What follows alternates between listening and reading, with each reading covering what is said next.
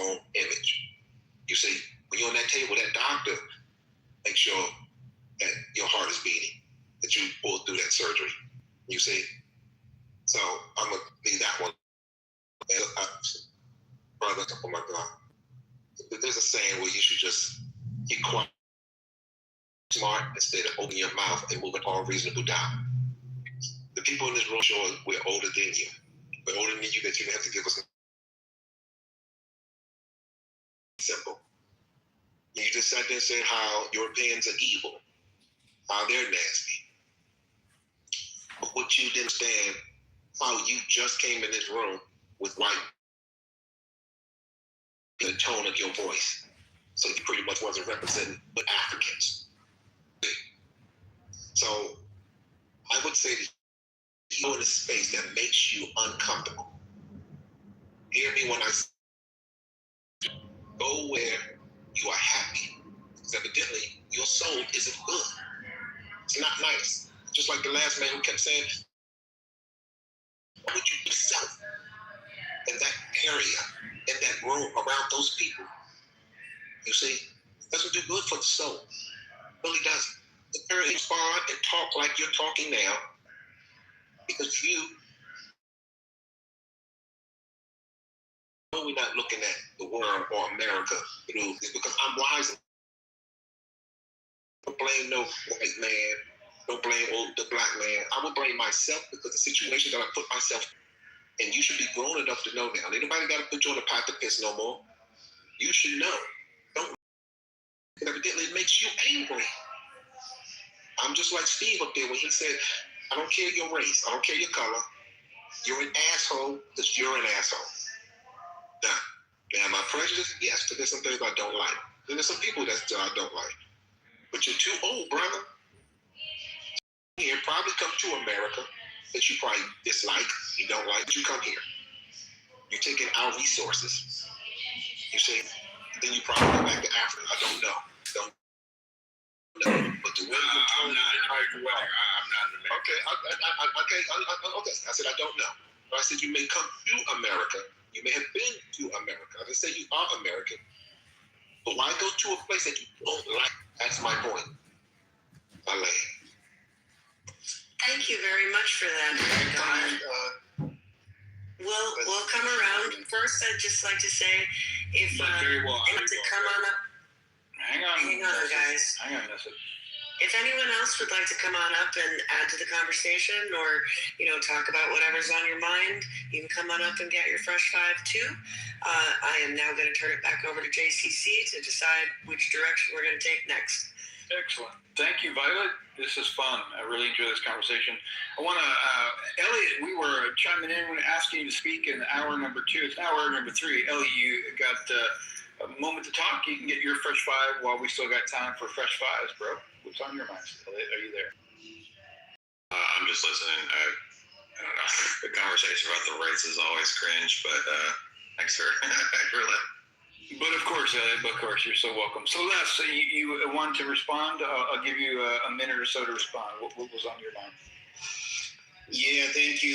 Everyone who spoke and addressed what I said didn't say anything that I felt was substantial.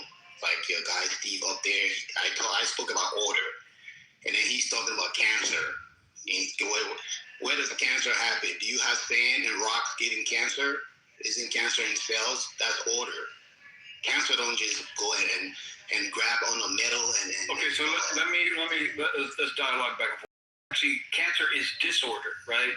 He was using that as an example in antithesis to the order that you're claiming, right? And I also gave you please do not interrupt. I also gave you a response, rebut your intelligent design argument. I don't know if that's what you knew you were doing. You're making a claim. Look at things that, look at the trees argument. Trees seem to be ordered, right? Therefore, there must be an intelligent designer behind these trees. There's nothing to conclude from that because we can see things that are ordered by intelligent beings like us and then we can compare and contrast things that do not need a quote unquote a designer. And that's why Steve brought up volcanoes, hurricanes, tornadoes. Those are the opposite of order. And if you're claiming all things are from an intelligent designer, it doesn't follow, because there's disorder in the same thing. So just because you see complexity does not mean it's intelligent design. That's it. Yeah, I was able to allow you to speak and you clearly without interrupting you. Let me be able to speak. Okay? So, what about volcano? Does volcano happen in the air? It happened in the earth. That's order. It happened in a specific location. You don't expect planes to be flying on the ground. You know, so your idea of disorder is happening within a specific vicinity that accommodates for that activity to happen in that location. So it's still ordered. So whatever you say about volcanoes, tornadoes, they're not happening in random places that they're not supposed to be occurring. I'm talking about couches being manufactured at brother, who runs the factory? Is it human being running the factory? Don't they design the couches before they make it? So the factory just build themselves and run themselves and things. So I don't know where you're coming from with your idea of laying on the couches made by factories, and you don't send them back. That's kind of like, I don't know. That's a childish way of looking at things. The world is well ordered and is designed by God. So, and a lot of the people that claim that God did not exist don't even know where they're from, or how to even survive without food, and God created the earth and put everything here to sustain us, and we are enjoying his order. And I asked a question that no one has been able to really answer. 10 seconds, wrap it up. Show me 10 seconds, show me something around us that have an order that wasn't created by someone. Something that has an order within our vicinity, in our home, in our environment, that have a shape, that have a specific function for that shape, that wasn't created by someone. Show me something like that. And if you can answer that question, then I'll... Thank you, Les. Go on mute. Thank you. Yeah, no, hang on, no. Everybody go on mute. Firstly, standing ovation for Violet and JCC. Thank you guys for running the show while I took my break. I definitely appreciate it, and I want to give a quick response to Les, and then we'll go over the rules of the show and take it home for the last 29 minutes. So, according to Les, anybody that does not believe in God, this is what I gather from Les. I'm paraphrasing, but this is what I gather. If you don't believe in God, you are not logical, you are foolish, and although he didn't say it, he did say not logical, and he said foolish. So basically, according to Les, over 500 million people on the planet, because there are a minimum of 500 million atheists on the planet. That's according to you. That's not according to me. Oh, no, that's in numbers. Go on mute. Hang on. Go on mute. Go on mute, please. Go on mute, please. Thank you. It is a statistical fact that 8 to 10%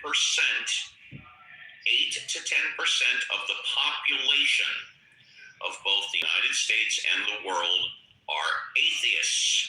The world's population right now is between 7.5 and 8 billion people on the planet. Now, we can go 10% of that. That would be 800 million. I took the more conservative approach, 500 million. Basically, what you're saying, Les, is if you don't believe in God, basically you're not logical and you're foolish. You did say that. So you are accusing between 500 and 800 million people of being foolish and not logical, which is fine. You're entitled to do that. We will not kick you out of the room for that. That is your opinion, and that is fine. I got no problem with that. Please go on mute. Thank you. Give your closing thoughts. It's not a problem. For those of you that are here for the first time, this is how the show works. We encourage you to come on stage and give your opinion. You can talk about whatever you want, just like we let Les give his opinion. Even though we disagree with it, it's his opinion. No problem at all. Just have a take and don't suck. That being said, I show Jonetta is next in the queue. Jonetta, it's a pleasure to see you back on the show. What would you like to talk about? Hey, hey, hey. Hey. If you could speak up just a little, that would be amazing. Okay. Let me see. How is that? Is that better? Yes, ma'am. Okay. All right. Well, it's a beautiful day, isn't it? Absolutely, especially because you're here. Thank you. I love being in this room, hearing all the conversations, what folks love to say, and thank you so much, Steve and the Mod Squad. And do you know why we love you being in the room? I've heard you say something to that effect. In fact, I'll say the first half and you say the rest because the show is better with you Then without you. Love that. Go ahead, Jonette. Okay. All right. So what I'd like to share is a book. Actually, a couple of books by the same person. It's by a guy called Donald Grady. He's a PhD. And the title of the book is The Injustice. Now, this guy, Don Grady, he's a person who was an international negotiator, and he's like a chief of, let me see, he was with like the FBI Academy graduate, Northwestern School of Police Staff and Command. I have to interrupt you very quickly. You guys, I'm being texted by Norm. He claims he's being blocked. I sent him a direct invite. He claims he's being blocked. Just an FYI. Jonette, I'm sorry for interrupting you. Please continue. He's not blocked on my list. We don't have too many mods today, so, whatever. But and I sent him a direct text invite. Go ahead, Jen. Okay. Yeah, this Don Grady. He was also United Nations staff at the United Nations Staff College of Turin, Italy. He's part of the police commander for the International Police Commander for the United Nations. Okay, so he was involved with a lot of stuff. And what I like about this book is that I haven't read it yet. I read another one from him without mention.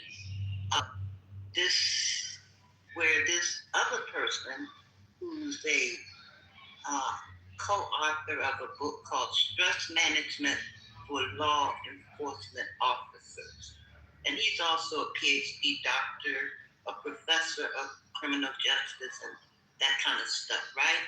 So anyway, I like that this Dr. Anderson, or this PhD Dr. Anderson, said Don Grady has presented a policing model that is way ahead of its time. So what I found interesting, he said way ahead. He didn't just say ahead. He said way ahead. And this book was published in 2012. Anyway, I was led actually by another book he wrote, which is The Absurdity of Compromise, the art of resolving conflict so everyone wins. So now that book actually inspired me to write my book. It was part of the inspiration for my book, The Prosperity Mission. But let me see. I wanted to say that because I work with groups who are concerned about children, we're here for the children. And because I was also in studying this stuff here, I've connected with a lady in North Carolina who has a prison ministry where she focused on the effect of imprisonment on not only the prisoner, but the family. And how when someone goes to prison, it's not just that one person. It affects the whole family, including the children. And sadly, so many folks are falsely imprisoned because we do know that there's more folks in prison than there were in slavery, I've heard. Anyway, it's a sad state of being, I would say. And hopefully we'll be able to, those who have an interest and desire to empower, make the world a better place, I think, will consider that there is alternative to, let's see what they call this. There's such thing as restorative something. I don't know. Be about restoring rather than tearing down families. That's the idea from the folks that I've connected with, thinking about how the humanity and inhumanity of humans. So I just wanted to say that, and thank you for listening. Jonetta, as always, it's a pleasure having you on the show. You came on at the end, so we're going to give you a first-class escort down the red carpet to the VIP. You are the first one. Again, if you're in the audience and you want to come up, do it within the next 5 because after that, it's going to be impossible. JCC, if you could unmute very quickly. Have we gone to Andrew in the past 40 minutes? Andrew has spoken earlier, but he has not had a second go-round. Okay. Has anybody on stage right now not spoken in the past half hour? Round 3. So I would say Mo and Andrew have not. All right. Madam, I am God in the last. Yeah. Mo, okay, so we'll go to Mo first. Mo, good. It's a pleasure to talk to you again. This is the final opportunity. Would you like a few minutes for closing thoughts, burning desires to say goodbye? Mo. I appreciate the opportunity. I don't have anything, but I wish everyone a well day. Thank you. Mo, on behalf of the Mod Squad, we wish you and your family a fantastic remainder of your day. First class escort down the red carpet to the VIP. Woo! There you go. And I think Madam would be next if Madam wants. Well, Paul is new on stage. Paul is new, so we're going to go to him back, I think. Yeah, right. Yeah, we called on him before he wasn't available. Thank you, JCC. Paul, good morning. Pleasure to see you on the show. And what would you like to talk about, Paul? How you doing, Uncle Steve? You care. You know I do. I'm doing great. Thanks for asking. How are you? I'm doing marvelous. I love that. I have nothing to say, but all I want to say is people stop bothering each other and respect each other, and have a great week. I love that, Paul. Thank you very much. First class escort down the red carpet to the VIP. JCC, I need your help again. You have a recommendation who I should go to next? Andrew, maybe, or because I want Les to hang around because he asked a question for us to give a response to something that we understand that does not have order to it, and I have an elaborate response. And I think we should do that now. Okay, so what is the question again? Something he wants us to demonstrate something that exists.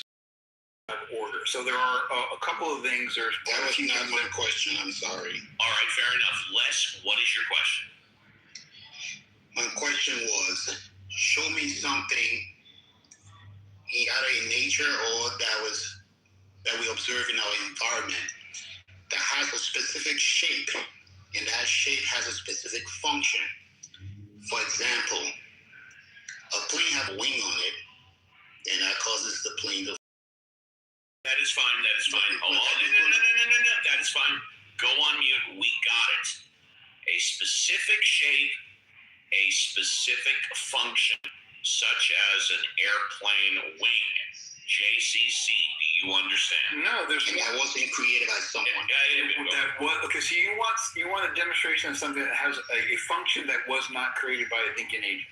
It has a shape, and that shape has a tree. A tree. You know what, JCC? How about if I let you say goodbye to him with his close? You take this over for his closing thoughts, and then maybe you want to throw it out to the rest of us, Mod Squad, but you take it over for Les. Go ahead. Sure thing. So Les is asking for something that we understand, like a plane, was created and made by a thinking agent. I agree to that. There are other things, like a tree. We can look at a tree and we can imply intent behind it, because when we watch what a tree and other plants of fauna do, right, they provide oxygen for our mammals and other living things on the planet. We can imply that has intent. However, there's nothing pointing to it actually having intent behind it. So a tree is a great example of something that exists that does not require the hand of a thinking agent. Now, a theist is going to say, yes, that thinking agent is God. However, that is a subjective belief. That is the issue there. Well, and so hang on, Les, I'll pass it around to other mod squatters who want to add to that to help Les understand what. Steve, what do you say?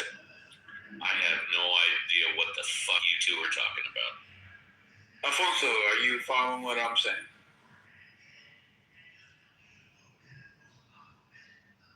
I guess not. So, not what you're saying, JCC, but the idea of the question. I mean, is he asking, like, did anything that we use functionally just appear fully shaped? Or, I mean, I guess I really don't understand this question. Very nice. Violet is not saying she has no idea what the fuck you're talking about. Even though it's true, she's asking the qualifying question. Good for you, Violet.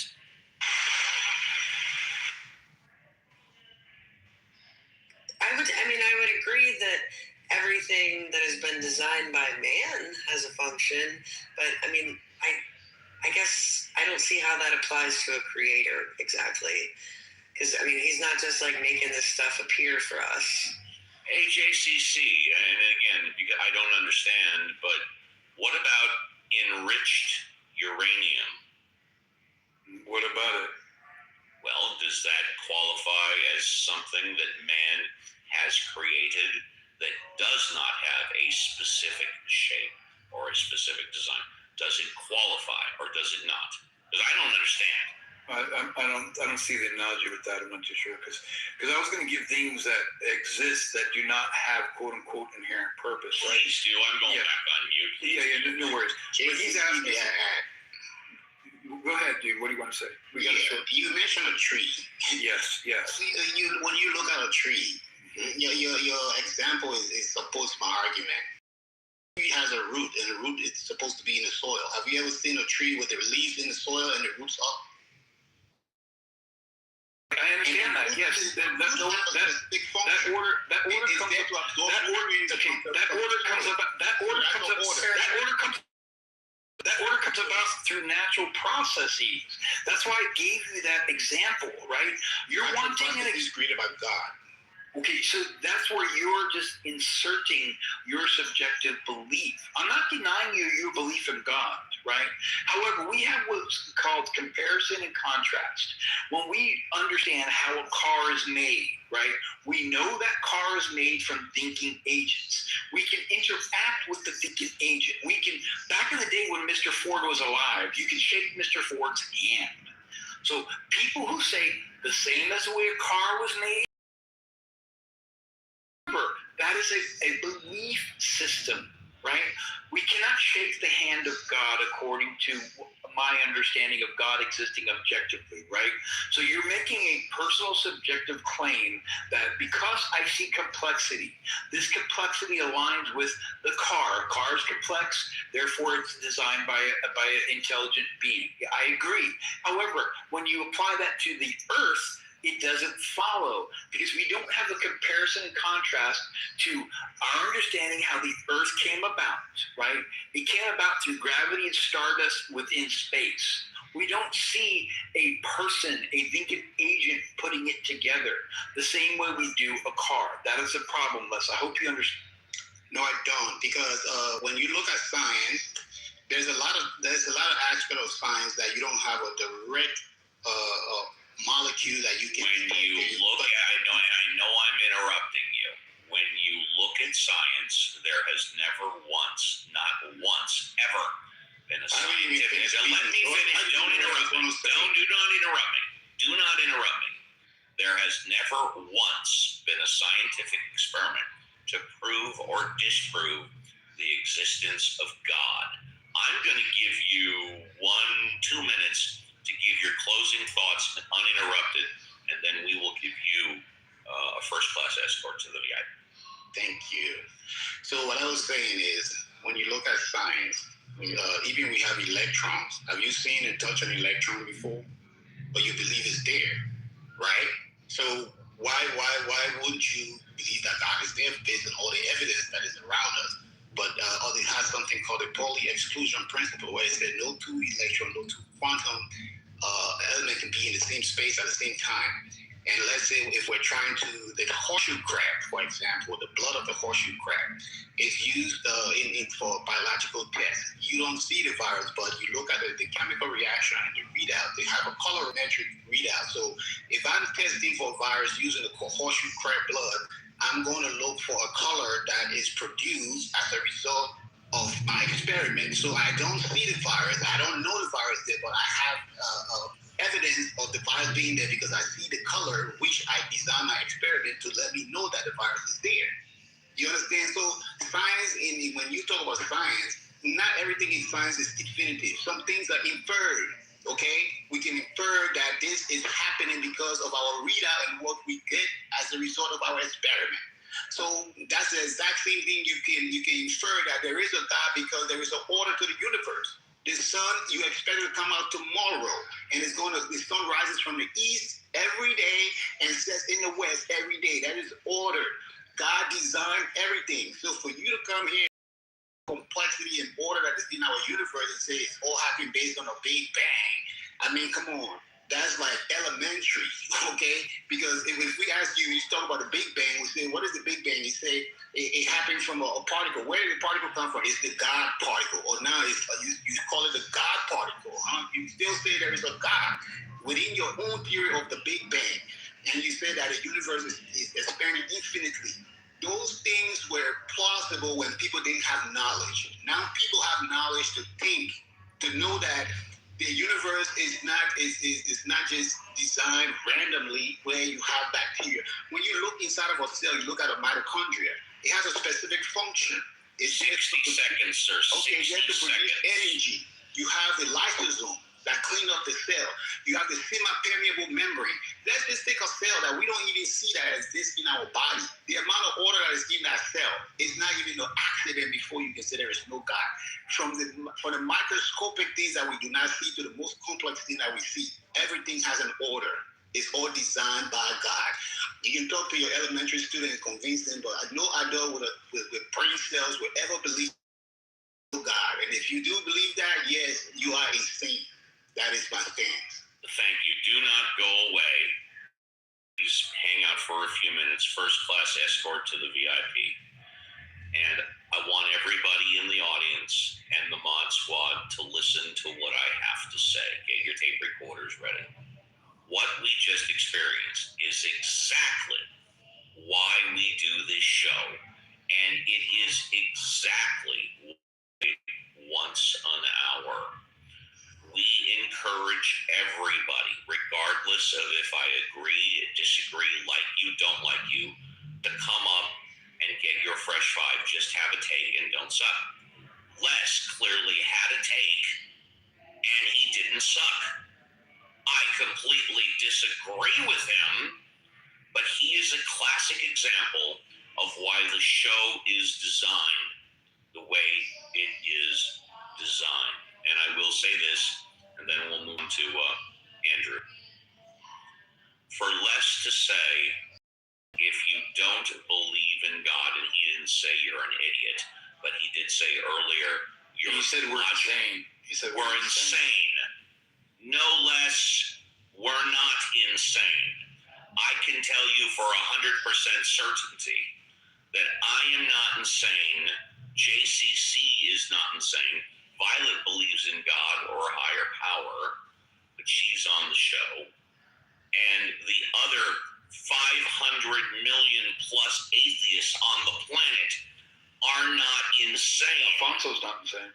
Yeah, I'm sorry, I forgot Alfonso, and he's not insane.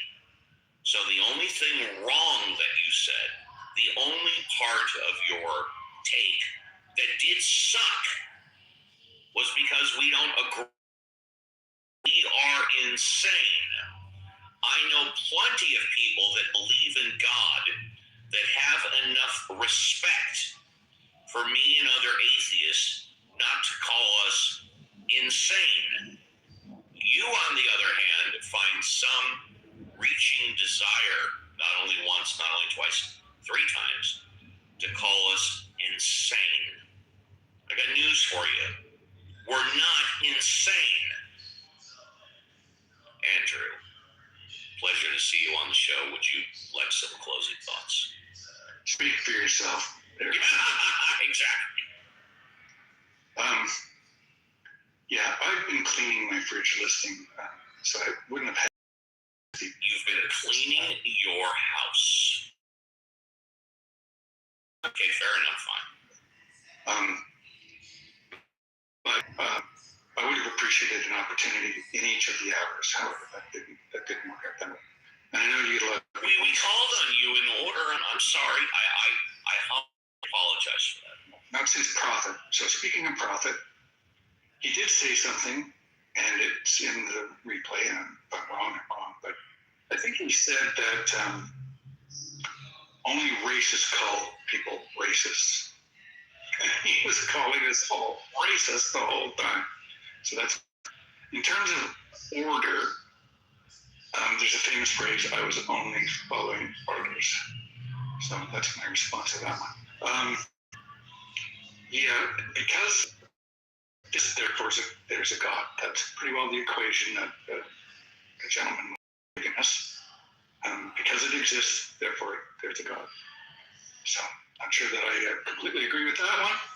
I think I need a little bit more evidence, like, I don't know, putting something into a horseshoe craft blood, perhaps. Anyway. Other than that, today I'm off to a little birthday party for my stepdaughter-in-law. I guess that would work out that way. And we got the cake now, and my fridge is all clean. We got company coming this week. My wife's brother from Vancouver is coming out for a visit for 3 or 4 days, and then off to Toronto. So it's going to be a busy week. I'm in audit, so I got to kind of mix that into the flow here before Wednesday. So lots of fun. Anyway, everybody have a great week. And Andrew, don't go away. Stick around for a minute or two. First class escort to the VIP. Andrew, on behalf of the Mod Squad, we humbly apologize, sincerely apologize for missing you in the future. If that happens, just shout out at the appropriate time. Hey guys, did by chance, did you miss me? This is Andrew. And that's okay. That's definitely within the way how the show works if we miss you, because you are right. We have to deal with keeping an orderly stage. That being said, let's say goodbye to Alfonso. Alfonso, would you like to say goodbye? Yes, thanks for the show. Yeah, thank you. I think it went well. I will be running a room inspired in today's room. I just pinned the link. There was nothing on the Jumbotron, so... Right, no, you can pin stuff on the Jumbotron if there's nothing there, sure. So, because of today's conversation, when it was questioned or we went into whether atheists or spirituals or religious were happier, I actually... And we were accused of being insane multiple times, yes. Yeah, absolutely. So I gathered a few articles from the web that seem to be quite reliable to study and read them so we can actually know what the numbers say in terms of happiness and secularism and spirituality. So I hope to see people there. And thanks for the show today. Right, and before we move on to Violet and then JCC, I wonder, I didn't ask him, I forgot. Got caught up in the heat of the moment. When he accused me multiple times of being insane. Am I insane when it only comes to God? And yet the way I raise my family, I'm completely normal. The way I've succeeded in my career, 5 years, I'm completely normal. The way I've dealt with this show, my partners, my friends, my lovers, completely normal. Or when I was accused of being insane 3 times, am I insane for my entire life, every aspect of it? I forgot to ask him that. Violet, would you like to say goodbye? Well, I know he wasn't technically accusing me of insanity because I believe in God. Yes, but I tell you what, Steve, I'm crazy for you. Love that. No, it was a hell of a show today, no pun intended.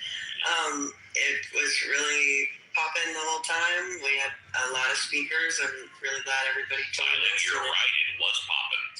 Yeah, and I'm going to have to go through a little bit of withdrawal next weekend. I'm really excited about going to Oregon and meeting up with Cora, but I'm going to sure miss you guys too. I hope everybody has a great next 2 weeks, and I'm sorry I won't be able to see you, but I completely understand the logistical nightmare.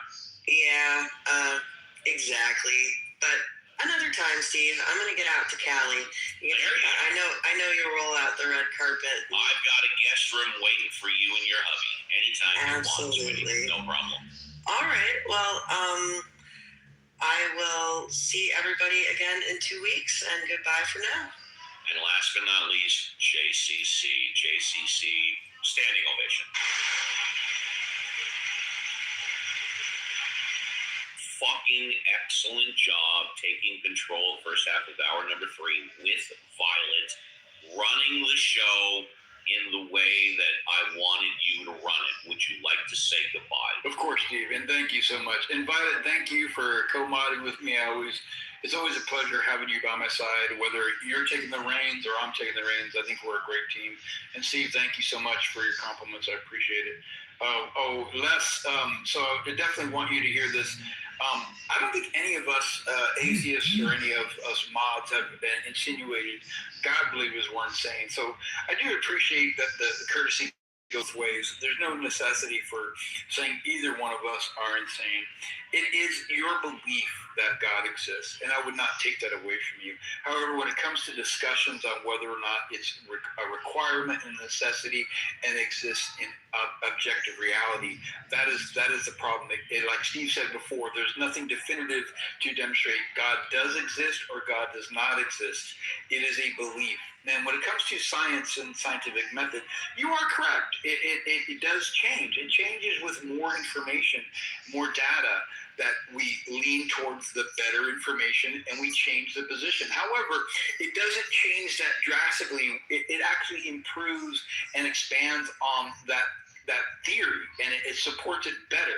So that's how it works. So this claim that God must exist, that's your belief, and that's where it lies. And I would never take your belief away, and I would never call you insane. So that's all.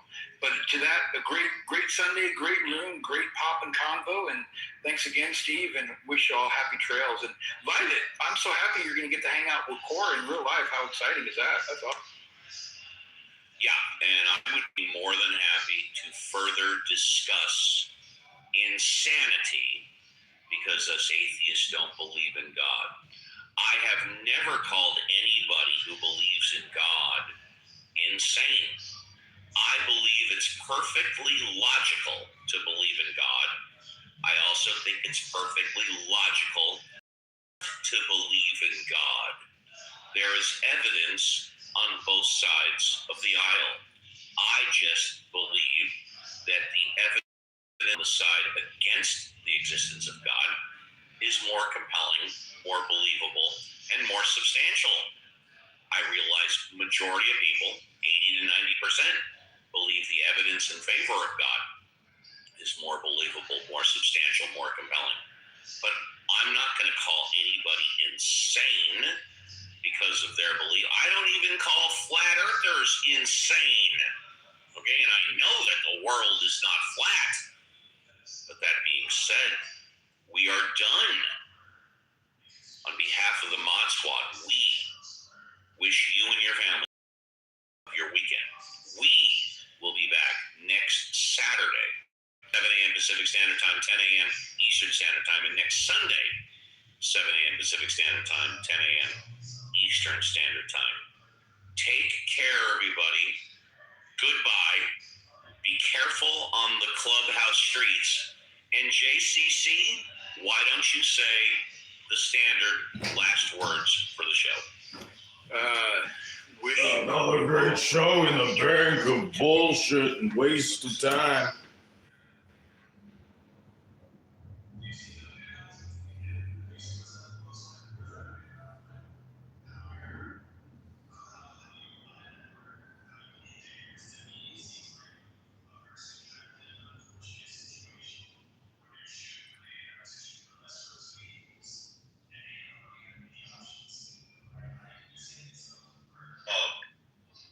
Decent service in customer service.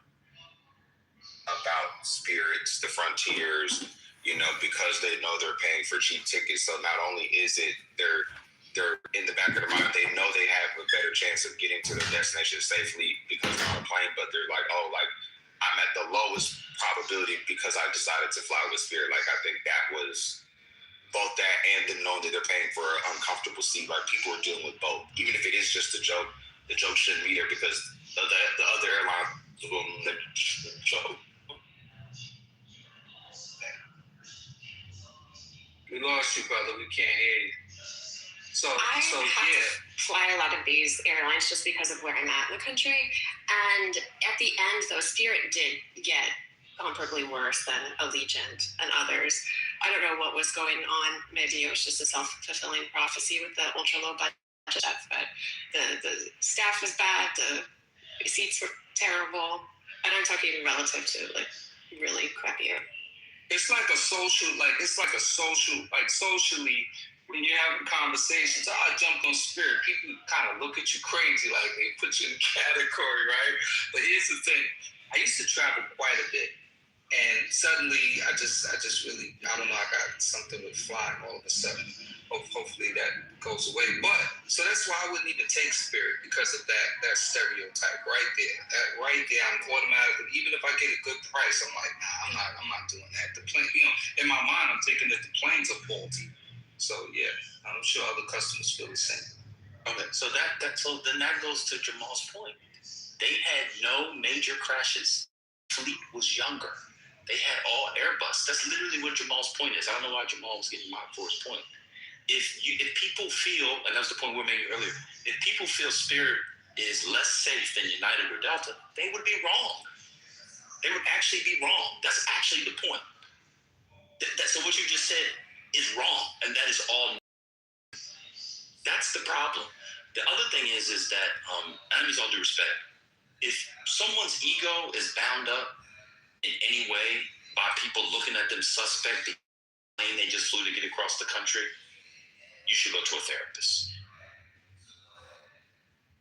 I may be a square BAN. But that's the most insane thing. Hey man, how'd you get here? Yo, we took Delta. Oh, you the man, son. You took Delta. Oh, it was the ladies. Okay, what'd you take? Spirit? Oh, you took Spirit. Oh, I gotta go inside and cry. Like, that's the most ridiculous thing I've ever heard in my life. We're trying to get from point A to point B. At the house, you got a 1999 Honda Civic that your great auntie left you when she died. But you worry about being on airlines. Like, that not saying you remember, but anyway, that means you really have some deep self-esteem issues, and you probably need Lacanian and Freudian psychoanalysis because you are caught up in an Oedipus complex at the third degree. That is absolutely insane to me that a grown man or a grown woman would care what somebody says about what airline they took. That is the most, and this is a problem, but that's why y'all got to read Harvard Business Review, Stanford Business Review, etc. I read every month I get it. Because it's a form of, it's a trick bag. It's a mental technology. It's Hey, Ben, look at Q's tagline. I love it. AB safely. That's a dope campaign right there. Okay, I like that. Hey, along those, that's a dope. One other interesting. There was one other interesting fact about Spirit. Believe it or not, a lot of the customers were able to join the Mile High Club with Spirit. Cheap, not really monitored that well, so you could really join the Mile High Club pretty easy. American, I don't know if that's true. Americans, according to data from the Fed, economists, sociologists, etc., don't have $400 cash for emergencies or $1,000 cash for emergencies. But you need to fly business class to go from Atlanta to Dallas to get a turkey leg from the turkey leg hut and a jump off that you're gonna meet in a lounge. What's happening? I mean, who cares how it's the plane? It's in the air. Now, see, Ben, that's what I'm talking about in terms of marketing. You said jump off. Now, if they had targeted that demographic, because that demographic was loyal to Spirit. I was forever hearing people on Clubhouse talking about they flying the flu. What was it called when I first joined? Flued out. Flued out. They were flying them out on Spirit. Wow. Yeah, it's just a bizarre thing. But this is what I love. We'll have a conversation, and many people are, I couldn't take Spirit. It was too cheap. It wasn't. In an hour, motherfuckers will be complaining about gas prices that went up 6 cents last night. Make that make sense. So you'll spend an extra $300, $400, $500 so you can be on Delta business class, balling. Because you got a free Coke Zero girl. I got a free Coke Zero girl. Okay, you do that. But then you need to stop at the gas station on the way home and only got $6 in your car and use that $6 to get home so you can then call somebody to get cash out to pay for your gas. We're complaining about gas going up 80, 60, 70 cents a gallon, but you'll spend an extra $3,000, an extra $300, $400 to get to the same place. Are we listening to ourselves? This country is so schizophrenic around markets and capital and spending, it's insane. Oh, I can't take Spirit, that's cheap. Cool. Why are you complaining about gas prices? You the other day, it's an extra $10 to fill up my tank. Miriam, how many times a week? In a month? It's like 2-3 times. Cool, that's $30 a month. Will you take Spirit? No, it's too cheap. I have to take United first class. That's why the country is the shithole that it is.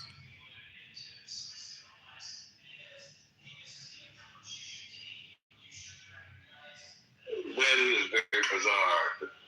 That is so true, though. But people was looking at me like I'm crazy because I bought an EV. Because I like to not pay for as much gas. But all those people crying about these high-ass gas prices, I'm winning.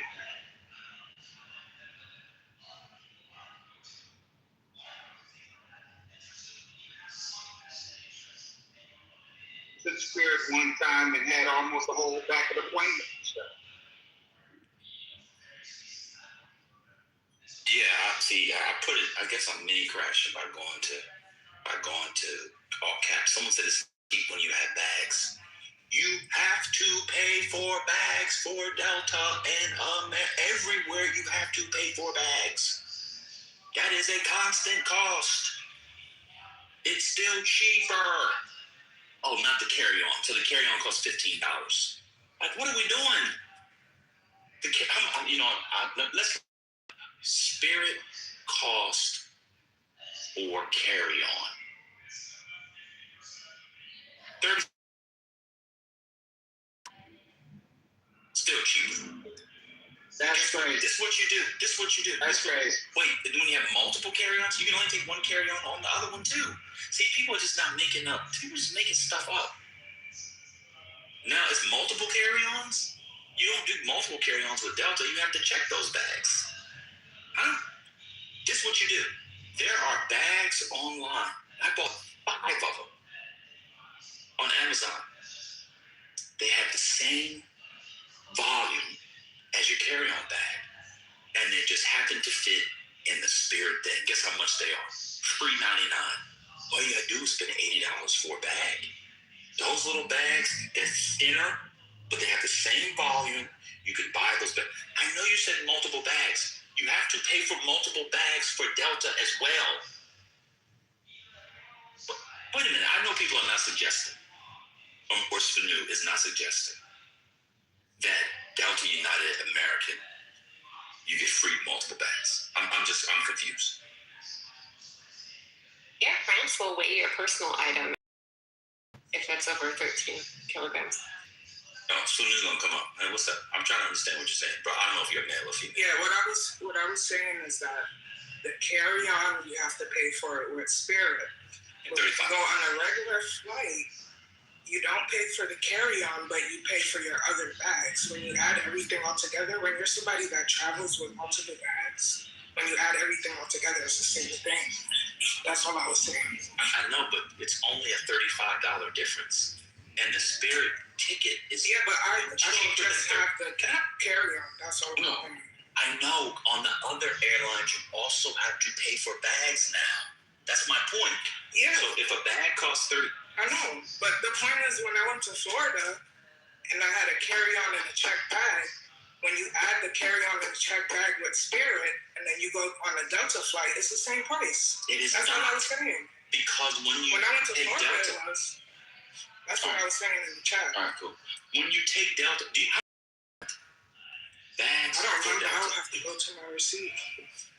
Bags for Delta cost... Is it like $45?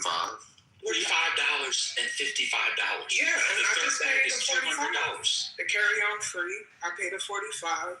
And then when I go on Spirit, I got to pay for the $35 for the carry-on, and then I have to pay for my check bag.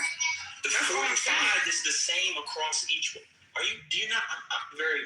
I understand what you're saying, but I'm saying when I went to Florida, it came up to the price, which is why I just went with the more leg space. That's what I'm saying. Okay, so we're using an anecdote. All right, cool. The Delta was cheaper. Okay, all right, cool. Yeah. I mean, it's okay. One time I got a free flight, first class, to go to Japan. So there you go. Everybody should get a free first. I mean, come on, man. We're talking about, or ma'am. I don't know if you're a male or female, man, sir. We're talking about. I don't know what your gender is. That's why I said I'm a she. I'm a I didn't hear that part. Oh, sorry, man. Okay, so we're talking about generally. If the bag costs $45 for Delta and $45 for Spirit, they're the same. The difference is the carry-on bag. So if the Spirit flight in this instance was only $35 cheaper, cool. But generally, Delta, the base fare, is much higher than the Spirit base fare was. Okay. Yeah, I don't know. Is that not true? $65. I thought you said 65. Well, it depends. I mean, with Spirit, it depends when you paid for it. So if you waited to do it at the gate, I think it could be $100. But if you did it in advance, it was $35. Again, and the other thing that these carriers did that Delta does not do is point to point. There's a lot of airports Delta doesn't fly into. These places did that, but okay. I get that now. And now Spirit and Delta are the same price, but. As someone who, also good morning, everybody. As someone who's flown almost twice a week for like the past 3 years, I agree. Like, Spirit was always the cheaper and more convenient option. Yeah, there's some ramen noodles on the plane, and they've been a little bit less. You get that less like hospitality, but it's always been by and large cheaper. Like, the only time I would take like a Delta or American Airlines is if it wasn't direct flight there, or it wasn't the time, the convenience of it. But I think the bigger difference is like if you go on one trip once a year or once every 4 years, you get on a plane and fine, yeah, it's the same like going to Disneyland. But by and large, Spirit was always a cheaper, more, and also too, sometimes a more convenient option. I think it got a bad rep that everybody loved to hate on Spirit because it was Spirit. Just the greyhound in the skies, some people say. So it's interesting when I hear these conversations about that.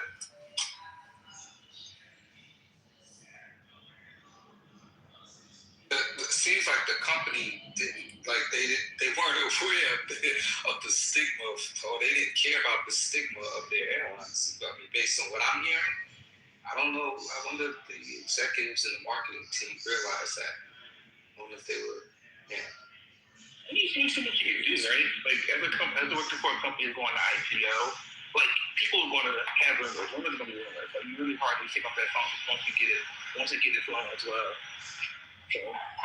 It also bears noting that it's not only the so-called low-cost carriers that charge for carry-on.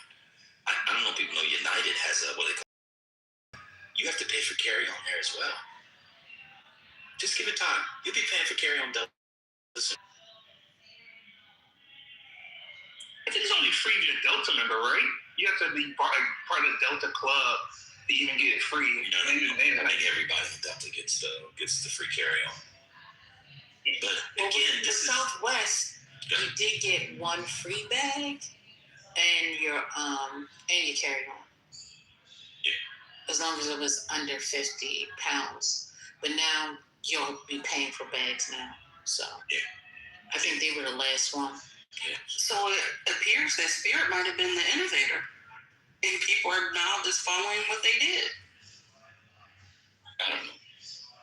People like being done. People think that there's a thing in America where if you pay more money, you think it's safer. I don't know why people believe that. And I guess, according to the Rambler, when you got to your destination, you got clowned if you flew Spirit. I couldn't even imagine a friend of mine. I'm trying to imagine somebody here. Yeah, look, Spirit in there. Oh my God, yeah, no, I've never experienced it, but I know what kind of friends y'all are. That's fine. Yeah, I've never. First of all, I'm saying this is the conversations that I'm hearing. I mean, like this is what people talk about. So there hasn't been my experience like that, but I know, and based on what we're hearing, that's what it is. People psychologically feel when they pay for more money, they're getting more safe for playing. It was talking about the psychology behind it. So.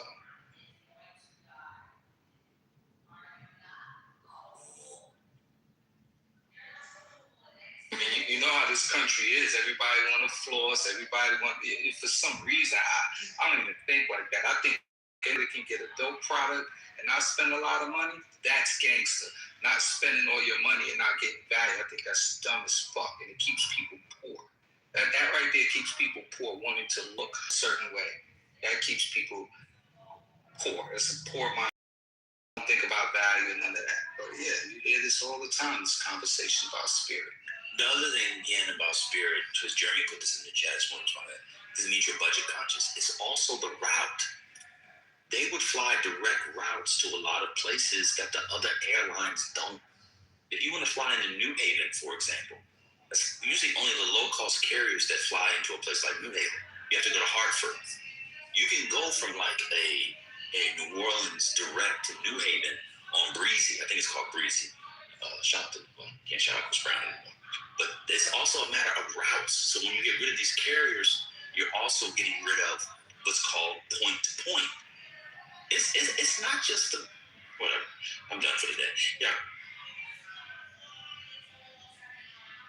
All right, so we're moving on. Is that the... Oh, no, you don't have to move on. I'm sure people would rather now get to the buffoon portion. Go do that. What buffoon? Who's laughing? The point-to-point stuff is very good. Just as well.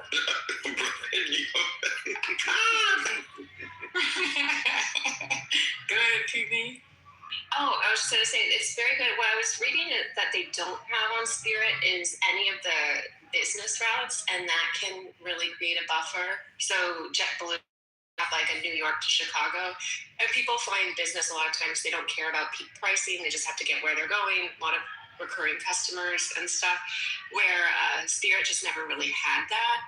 And so they didn't have a cushion when there was peak pricing. People just would drop out and not fly.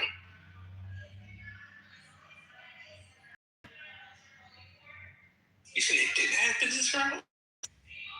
Not in the same way JetBlue does. And also, maybe certain companies wouldn't select, for a lot of reasons, people are saying a budget airline for their employees. Right? People tend to pay a ton of money for business seats for their employees. I've never had a city that I couldn't go to because Spirit. It was actually better. Like Denver Frontiers actually was more convenient once. It'll be JetBlue. Actually, JetBlue only go to like Northeast, right? Like, it was very selective what JetBlue goes to. Sure, but if you're a corporation, are you going to put your employee on Spirit, or are you going to put them on JetBlue or American, United, whatever? Whatever's cheaper for buying. That's what we do. You know what I would do? I would give them an option, and I would say the difference in price, you can add that to your per diem, or you can add, you know what I'm saying? Like, there's a way to do it. But I do want to say this. I said I was going to be an end because I'm not going to crash. But we talked about this. The Delta thing, black people, I don't do race things. You're warning to the people don't like race talks. 2, 3, 4, 5, 6, 7, 8. All right, it's an 8-second trigger warning. And do 7 because 7. The Delta thing is Atlanta ghetto fabulous bullshit. It's a bunch of people in Atlanta. It's Atlanta ghetto fabulous bullshit where people swear they're these parvenus, high class, high culture that leave. I take Delta as if it's your PJ. And it being in the Atlanta hub is a bunch of ghetto fabulousness. That's what it is. I'm telling you, that is the narrative and the effective attachments that people have had with fucking Delta because it's Atlanta based. And people started rapping about flying on Delta business class. That's exactly what it is. It's a ghetto American airline. You can go to a basic airliner in Europe, and their airline make Delta look like a trailer in the ghetto. It is it's Atlanta ghetto. That's what it is.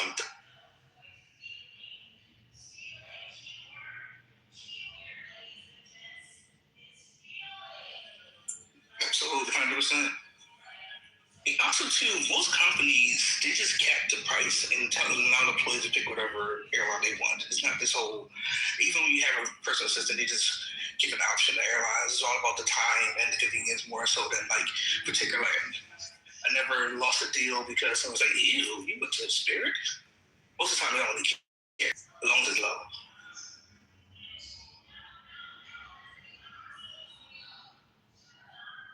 Yeah, it's true. When I was, used to travel a lot, we dealt with a travel agent, and people in the travel industry know they have shit in bulk, right? They were a national travel agent, so it didn't really matter. We did fly Delta a lot, but we also fly United. I think we fly United more. And I asked her, I'm like, what's up with United? I don't feel like going to Newark. She's like, well, we do get these things in bulk, and you're moving a lot of people. I was like, oh, okay. It didn't matter to me. I just didn't like going all the way to fucking Newark, New Jersey. It's not my favorite place to go when I could just go to LaGuardia or JFK. But as far as Europe, it's true. EasyJet. Is he still here? Igor brought up EasyJet. Really nice planes. This is. Even the airports are better. That's a whole nother discussion. Our airports compared to not everywhere else, but European airports and our airports, like you ever gone to Germany? I wouldn't say so much about Heathrow. Heathrow is like a fucking city. But yeah, that's all I wanted to do. City airport's the worst site that they've been.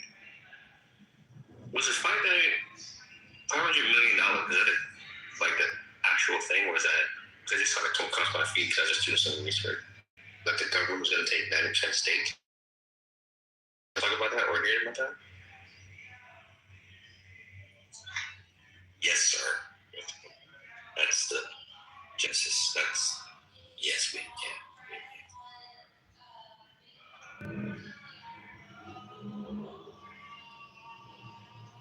Brother Eden. I don't want to get into it, but this airline thing, it's all habitus. It's all habitus. It really is. It's all habitus. Bourgeois habitus. Yeah. Oh boy would have a food that tastes. Oh.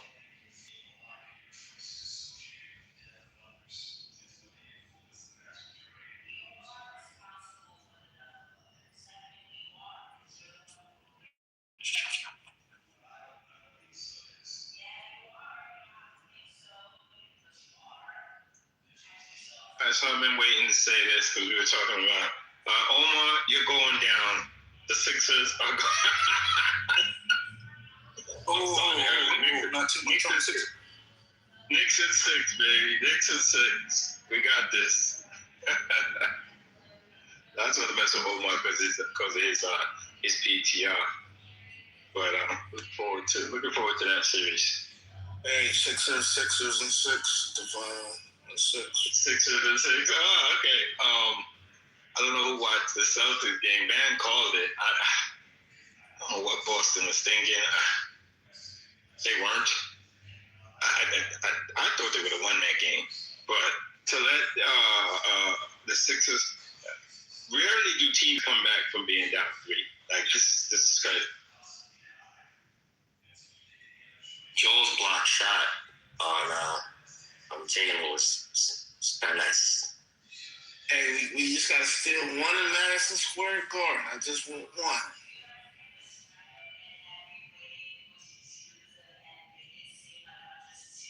Omar, you going to any of the games in Philly or not? Absolutely. I know it's a long drive in Delaware, but I'm gonna be outside. Absolutely. Philadelphia. Be outside, Mr. Cool Man. Where you watching the games at? I'm going to Listen, if the Knicks win, they're gonna call the National Guard. They were acting crazy over this Atlanta series. It's my city. Something wrong with these people. Man. Something really wrong. They just don't know how to act. I pray if New York is gonna sink into some kind of black hole or something. It's just gonna be crazy. They go and hundreds of thousands of people that can't get in. I think I'm gonna go check that out because tickets right now it's not gonna happen. But you saw me with the billboard last year, Divine? The Jumbotron? Oh yeah. I think I'm gonna go if the weather's nice. I might go game just to see the match. Do it. Why not? I'm thorough in every borough. Yo, I'm telling you now. You know what? I'm looking out for your safety. They wild out there. Hey, also, as long as y'all don't come to the Sixers arena, just stay up there in New York. Whatever. Try to invade like last time. Nobody scared of Philly. Ain't nobody scared of Philly. Did you see the dude that had the little rap? The next kind of fire. Yeah, I think he used the Money, Power, Respect beat, and I forgot which player he had next to him. I'm horrible at name. But we're not talking about sports. The lady's not gonna talk. Any news, anything going on, please let us know. We would definitely we had a nice conversation about Spirit Airlines. We spoke about government bailouts and lack thereof right now. We spoke about the nationalization of the airline industry. That was a good one. But yeah, if anybody got anything, raise your hand, come up. DWI. How many of us on here? Most of the ladies on the stage are into some kind of. If you can change subject, you can. Yeah, I mean, don't do it on my game. No, that's whatever. I'm the only day sports guys. Athletes. Oh, there we go. Excuse me? The women take them out to do the food. First lady, you women, you treading water. I don't know. So please. You going in and out, first lady. I don't Can know you hear me? that. Yes, I can hear you now. Okay.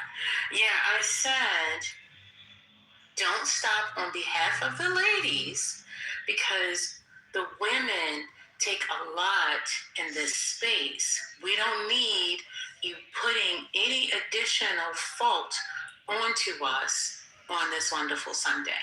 So if you guys want to start talking about sports, do it on your own, not because of the ladies. Thank you. No, it's not a fault. I just didn't want to alienate anyone. I know you guys, you first lady, yes, and the women on stage definitely are sports watchers. I'm not going to repeat what Omar said. He trying to strike it. Oh, welcome DWI to the stage. I'm scared to bring you up. Please tell me what that stands for. It stands for Damian Williams Influence. I'm talking one of the first influencers that was using that word back in the early 2000s before they made influences on the internet. And I didn't even know that was going to be until now. But you can call me Daquan? The Podfather. All right, welcome to the stage. Welcome, Mr. to the stage. I see you made your way up. Again, the mic is open, guys. Y'all can continue to talk sports or whatever. Any breaking news, please let us know. I seen the topic about the Spirit airline, and I was like, all right, since you went through that already. Then I seen. Go ahead, brother. No. You can. Logo, and that was like more intriguing to me. So I'm like, oh shoot, Boston lost. We got to play against the 76ers, so I guess we got to create some type of rivalry now with them. Something I don't know. So maybe my guy Kev Pryor could tell me how many games the Knicks are gonna play around with them before they can go out. Knicks is 6. Ain't nobody worried about Philly.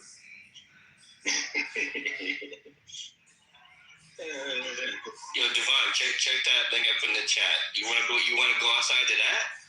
Be my guest, bro. All right, copy that. But since we're still talking about it, I did the Knicks records historically against the Sixers. I don't know what's going on this season, but historically, the Sixers have been put in BTA. I'm just saying. So y'all can push back. So Iverson was there? Or I don't know the time span that they put, but it was like 290 to 230. I don't know how many years it was in that search I did. I'm happy it's another one of the good East Coast cities kind of hype. Toronto, Philly, Atlanta, in the actual, it's good for the cities.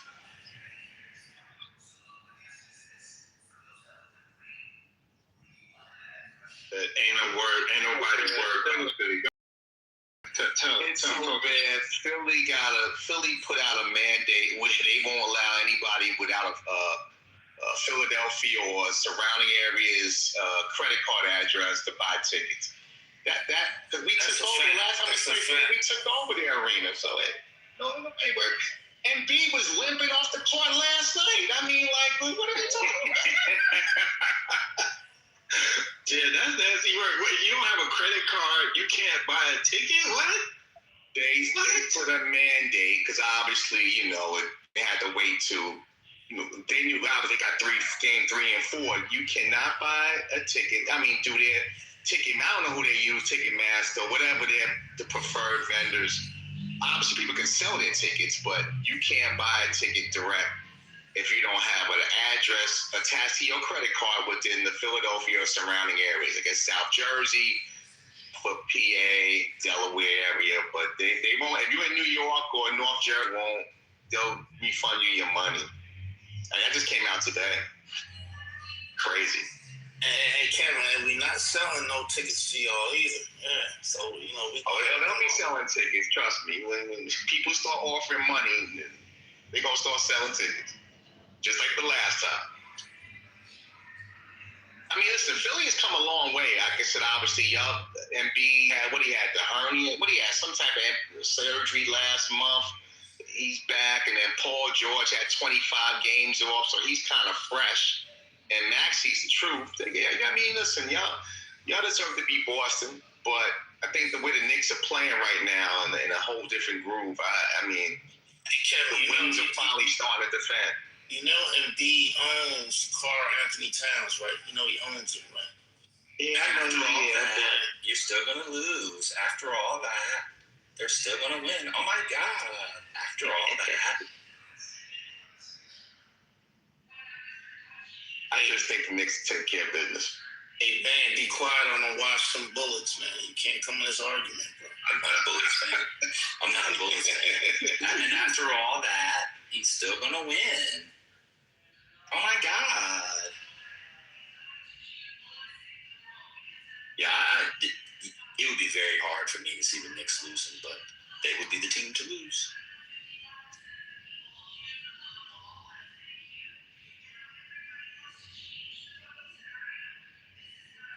I'm a Phillies fan. We know they're going to choke, though. Phillies always choking. Fuck that team. Oh, my. Now, for some way, Orlando can pull off an upset in Detroit today, then that would really open the floodgates. So. I can't wait. That's why I went to the grocery store. I had a long morning. Did all the things with my bike ride. I did all of those things. They don't really exist. We found out last night, according to somebody. But did all the things with a bunch of fake people. Went to the store, getting chicken, fish, everything ready. I have not looked forward to a Game 7 in a long time. Now, if Detroit comes out and blows out Orlando today, I'm gonna be pissed because Orlando should be going on to the next round. The fact they lost Game 6 the way they did was insane. They choked that. Yeah, they choked it out. Yeah. I want a good game, but I also want Orlando to win. I'm with you on that one. You never know. They're a young team. You know, young teams, after, you know, what happened, they look shell-shocked what happened on the other night, but you never know. I mean, I'm rooting for them, though, because like I said, if they open that door up, then the East is completely wide open. And then obviously it's another Game 7 with Toronto and Cleveland, so yeah, we'll see how that play out. I mean, the East is wide open, but I think it's essentially what the AFC was this year. It doesn't matter who makes it to the end. It doesn't matter if both Knicks gets hurt. They were going to lose to whoever the NFC was. It didn't matter if it was the Rams or if it was Seahawks off year one. But what I was going to say, what I was going to say though was two things. One, I love Orlando's success because low key I want Giannis to go to Orlando. I think Giannis and Pablo will be dope. Two, I want the Pistons to lose so I can add the Pistons to my Lions sweatshirt I have. Number 1 seed for nothing. A Detroit special. That's nasty. The way the Lions lost to the Washington Commanders 2 years ago was an abomination. If this Detroit Pistons team loses to Orlando, Jesus himself should re-resurrect. That was the Lions' year that year, right? When they lost to Washington. That was the year everybody said they were ready to go. They should go Super Bowl. Yeah. 15-2. Everyone on the defense got hurt, but they were still winning. And they lost by double digits against a number 6 seed with a rookie quarterback and a roster that had been turned over by like 60%. I think I'm going to say today on Orlando, Detroit. Yeah, I think I said it. I haven't looked forward to a Game 7 like this in a while. I'm not as much looking forward to the Toronto Cleveland one. But I will say this, and I'm a LeBron fan, but the East is giving LeBron didn't have much competition in the East. This is the kind of East where if it was in the East, he would just carry the team all with him and get clobbered in the finals. That's what this East is getting. Sorry. Look, 90% of our look, Kevin. Now 90% of the defense, 90% was on IR. Mm-hmm. This is about the Lions. They were so hurt. They were double-digit favorites. They were so hurt. I have a whole YouTube set of bookmarks with predictions from the week after Washington beat Tampa Bay, where people were saying, it doesn't matter. And remember, David Montgomery came back that game. He was coming back. Yeah. He was coming back that game. I have a whole thing on them saying that the Lions was going to smoke Washington. Whole thing about how they didn't have to worry about Washington. A whole thing. Now, 90%. It's amazing how before the game, Detroit knew they were going to win. After the game, they have an excuse. You cannot lose as a 10-point underdog to a 6 seed at home as a number 1 rookie quarterback. Yeah, that's playoff battle tested. No, you can't lose that. 100%. Yeah, you can't lose 100%. And by the way, I say Washington, brother, because of Doc. You'd have to know Washington. But you just have to know football generally. You don't know anything about the sport of football. Oh, my God. You're right. I forgot. I'm sorry. I apologize. I've been talking about soccer the whole time. I didn't know.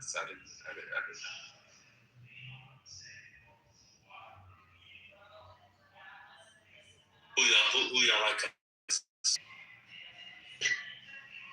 Hard to go against OKC. I mean, I think obviously San Antonio can give him a series, but until proven otherwise, I just think the Thunder are the class of the West. Are we allowed to have a dynasty conversation after they? 2 questions. Are we allowed to have a dynasty question if not are they a dynasty, but begin to have the conversation beginning next year? If the Thunder win, are we allowed to have that conversation? Do they need to win a third? 1. We can have that conversation. Thank you. I agree. Am I the only one who's now ready to put SGA in the top 30 all time and on this trajectory? Top 10. Too early. Have y'all? As I said, trajectory. Have you seen his numbers? Top 30. I'm okay with your top 30 right now. It's premature. Premature council. I said top 30. I was just about 30 personally. Should I put it? Maybe I'll say it in Greek for you tomorrow. I said that if he stays on this trajectory. Oh yeah, no, I'm with you. All right, he's nice, man. He's nice. And y'all not gonna like this. He's gonna have 2 MVPs after this year. How many did Jokic end up with? 3 or 4? 3, I believe. 3. He's already better than Jokic. I know everybody loves Jokic, the Serbian sensation who has a 1.5-inch vertical, who smokes cigarettes, drinks beer, and is not ashamed, and it's great. But some of these numbers that SGA are putting up, y'all not ready for this tape, but I'm going to go ahead and tell you. Well, man. They're better than my... 1 second, let me give the tape before you respond. You didn't even give him the tape. I'm going to say some blasphemous shit. But my new thing is when people interrupt, just stop talking. Go ahead, say it. All right, thank you, Ben. He said thank you. Oh my God. just like Giannis don't have to deal with Elijah Wines and David Robinson and Patrick Ewings, Shea don't have to deal with defense from Scottie Pippen, Michael Jordan, killers. And so it's easy for him too. Just to be fair, so when we put him up, line him up to greats, I look at if Michael Jordan was guarding him and he had to guard Michael Jordan, he would be getting that work as well. So we have to put it in context. So I think it's premature. Top 30, I'm fine with that. One of the things I love about that is when people think that the defense was better and you named Patrick Ewing. You just said that he didn't have to go up against Patrick Ewing. No, I'm talking about Giannis. No, I'm saying Giannis. I know, that's what I'm saying. It's busy. You think Patrick Ewing could stop Giannis Antetokounmpo? Oh, no. Not at all. The point, he would have to work on the defensive end because Giannis is not stopping those people I named.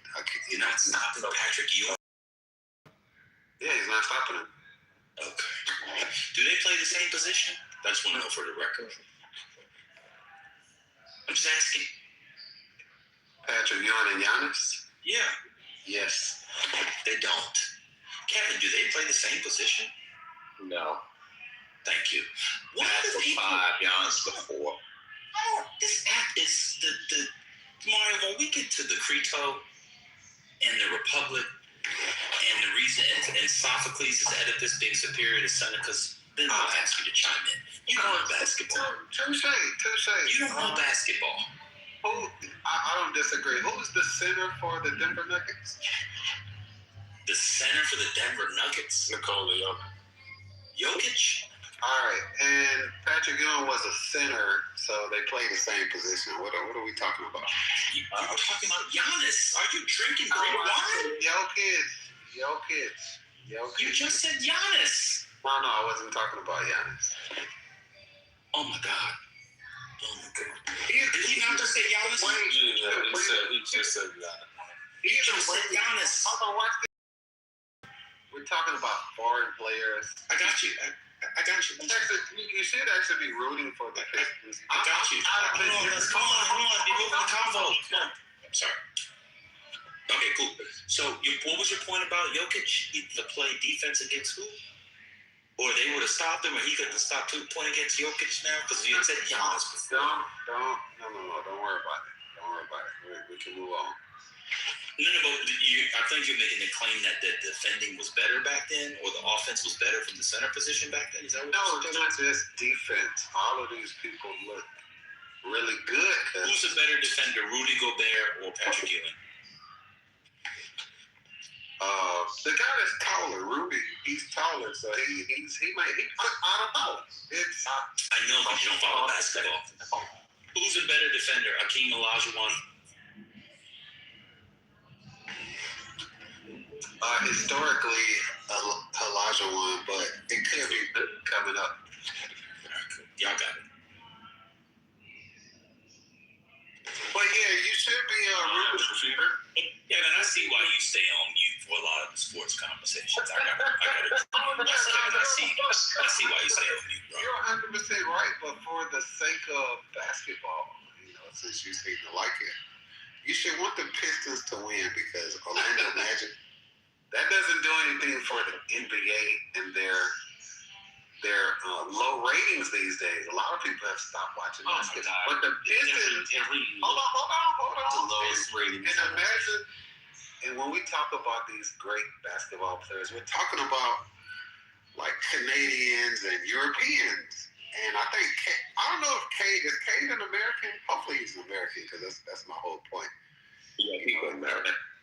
We should be rooting for these American superstars, Cade and Anthony Anderson, because we're not talking about foreign. It's neither here nor there, but just because we're Americans, we should want these American superstars to flourish. And so you should. I'm saying all that to say, hope the Pistons win, brother.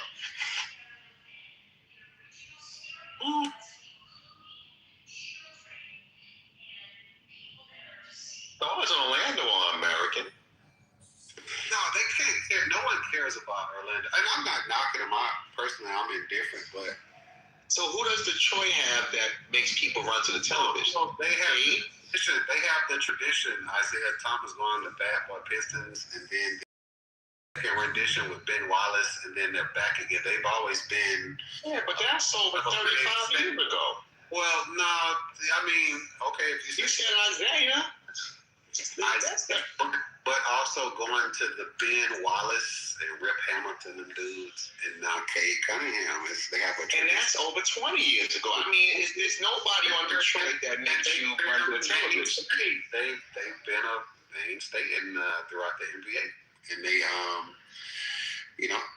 I'm just saying that with the NBA ratings, if you will, Orlando does nothing for that. And if Detroit wins, if Detroit was in the finals, nobody's rushing to the TV to watch the Detroit Pistons. That's the reality. I mean, if the Lakers made it, that would be a compelling story for somebody. The NBA would love that if that happened. But it wouldn't be because of Detroit.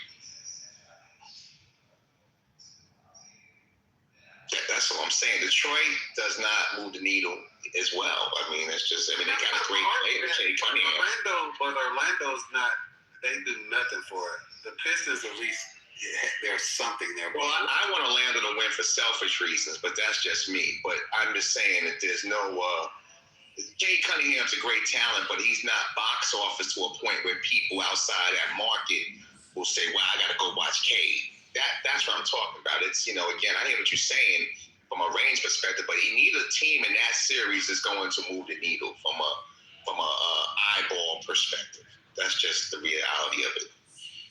And that's what the NBA is starting to deal with. The guys that are coming up, they just seem to be forming guys because those players seem to have all-around games, whereas the American kids that are growing up playing basketball, it's AAU driven, and it's, sometimes the fundamentals are not there. Most of the kids in the States play more games. The kids out of the country, foreign kids, practice more, and you see that in the NBA because they have more of the fundamentals. If you watch, the Shea's game, Shea has a mean mid-range game, Yeah, to be fair, Shea is a little cheat code because he did go to high school in Tennessee.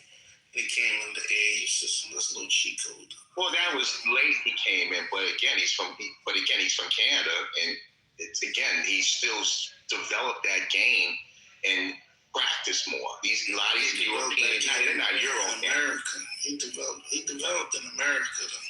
Yeah. I mean, I see what you're saying though, as far as the other overseas players. Yeah, but Shea is a little exception to the rule. But yeah, I can give you that. Sure. Are you a DR or something? Why you sound so calm? I was going to ask that question. You had a good night last night? Hey man, listen man, my son committed on May 1st.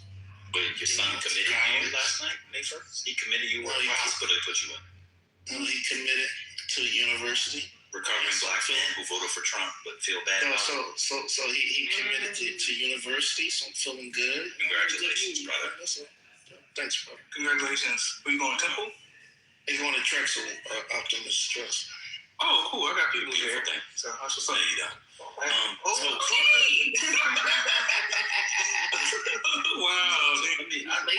So as the old guy, the square, the nerd, the one who lies about his life and everything, let me say this. Y'all got to get off this NBA ratings thing. This is not 1996. It's how to rate somebody. It's no. I mean TV ratings. Like all the ratings are going to be bad. That's not what it. The NBA ratings have been going down. Did that stop the last TV deal? It's not linear like that anymore, y'all. You got digital, you got streaming, you got online, you got IG, you got influencers, as Omar would say.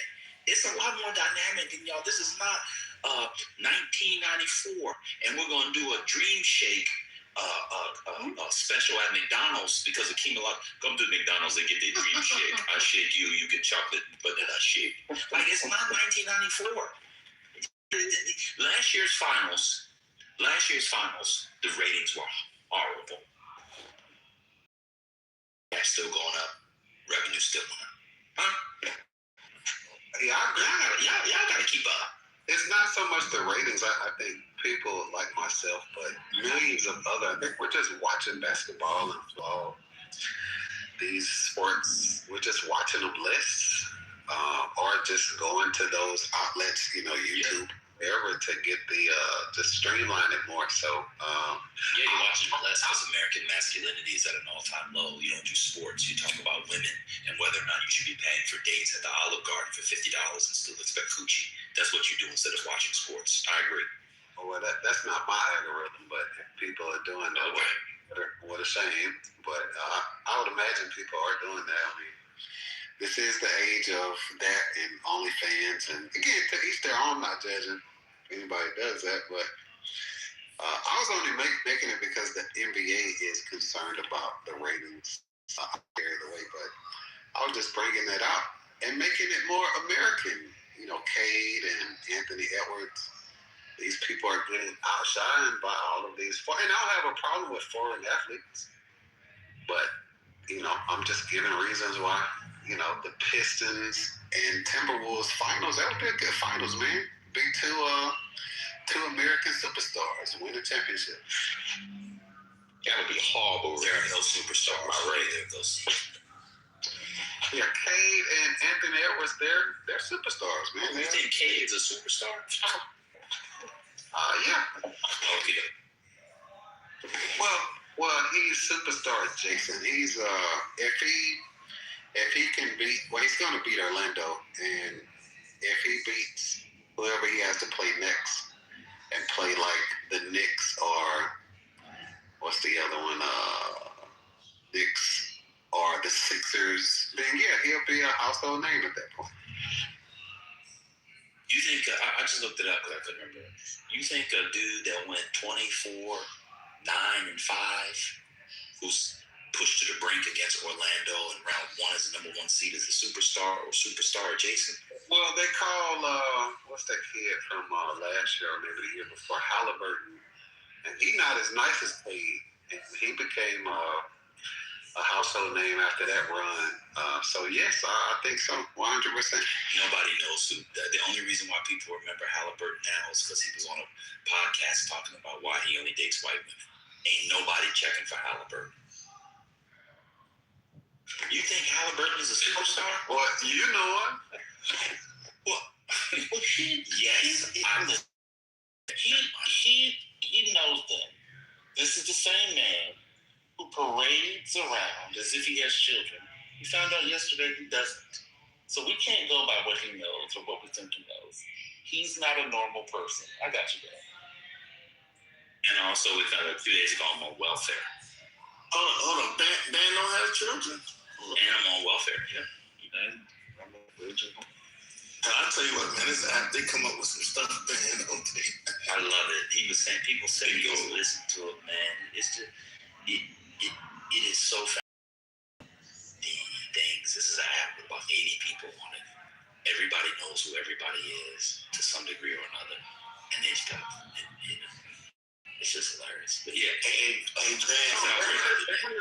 when I'm talking sports, I'm out of my lane. You know, I'm more of a, I'm normally speaking more highbrow. So I may be speaking out of turn. I won't. Well, if you're a classicist, sports were highbrow. I'll mute my mic. Sports were highbrow in the Roman Empire. Well, yeah, that's how we get sports. They're barbarous. You know, football. It's make no mistake, boxing. Make no mistake, these things are barbarous.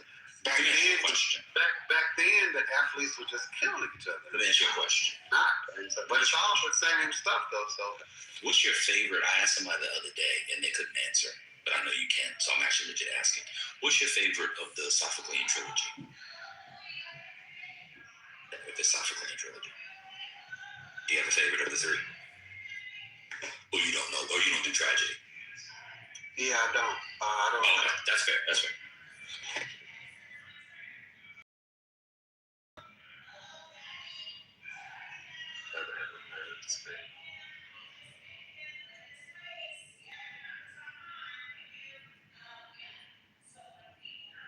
Now, me and Tamara had a good discussion one time on the Creto. Everybody knows some Plato. It's good stuff. Creto's my favorite dialogue, so that's what I'm doing. Yeah, Credo is the inspiration for Pontius Pilate appealing to Christ to not face persecution for whatever judgment by the people, but in both cases, they stand on business or principle and accept their fate and die for their respective causes. But Credo was the original.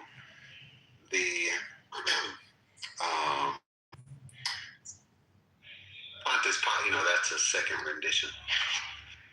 You don't think Socrates kind of is a chump in the Creto? A little bit. No, because he doesn't take Creto's offer to get him into exile. Number one, that would make him a hypocrite. He spent all of his life following virtue. He makes the virtuous argument on how if he does that, it would defy everything that he teaches, which would ultimately deem him a hypocrite. So I don't know how he was looking. Would you call him a coward or? No, a chump. So I know that he's not going to go. I know they're not going to break him out of prison and all that. But like his reasoning, don't you feel like his lack of familial affection is off-putting?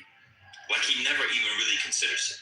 No, but he makes the point how, hey, I've been educated here. My children have been educated here. We have the world's best education. I chose to live here and I accept the laws of the land here. But now they don't work in my favor. I'm gonna disagree with all of that and do something that defies what I've bought into for all my life. And so no, he makes the moral argument on how it's not just to do that. So he never. Sorry, I think in China have the best world educated. He never wavers. Like it's so wooded, and his son's appeal. It never weighs on him as a father. And again, I agree with you. It is very interesting. It's very much like I don't know if you know Crayon's relationship to Hyman in Antigone. Very similar, except Crayon has some of those finer feelings. I don't know. I feel like that's finer feelings sometimes, where you shouldn't have. But y'all go back to basketball because we don't want to talk. You don't want black men speaking about books. I know that's against the rules. There are black women here. They're the most educated populace in America. You had both conversations. You were organizing both conversations. The black women speak. They're more educated than we are. Remember, we found out yesterday from a left that Kamala Harris, by virtue of being a black woman, she would be a good president because black. He championed women having equal rights to education. Just to put that out there is something unique to him. Wasn't a lot of opportunity prior to that. Well, him teaching that women have, and I don't disagree. Women, ability of reason to men, and they should have. You agree with that? Yes, there are.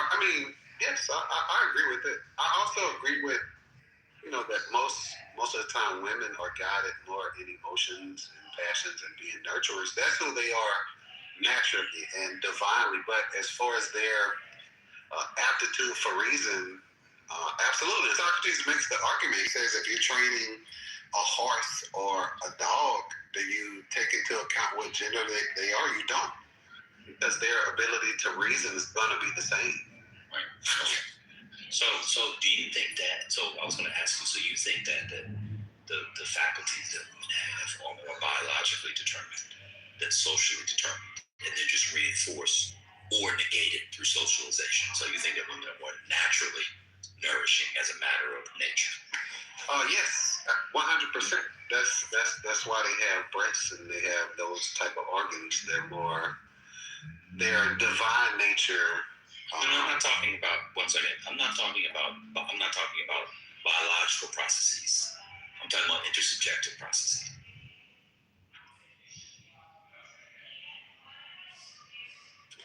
If you say so, babe. No. I'm asking you. I didn't say anything. I'm asking you. It's impossible to have a conversation on here. Whatever. Let's decide this thing. I got it. I'm literally asking you a question. What do you mean if I say so? Man, who do you have in the finals? Let's go back to that. I'm asking you. Wait. Why? This was interesting. You know what? I'm sure Sonata and Dave will open up a question for you and Gildas to do y'all's minstrel show later on. I'll be there. I think, man, I was trying to ask you. Get back on. Yeah, it was interesting. Yeah, I was asking you a question about boobs, which is, I understood that. I was talking about like motherliness, like parenting, intersubjective experience, affective life, social exchange. I was just asking. I thought it was a good combo. This app is so antisocial. You can't even deal for more than 5 minutes so people take offense to it. I apologize for treating you like a thoughtful, rational, informed, intelligent man. I just treat you like the nigga you want to be treated. I apologize.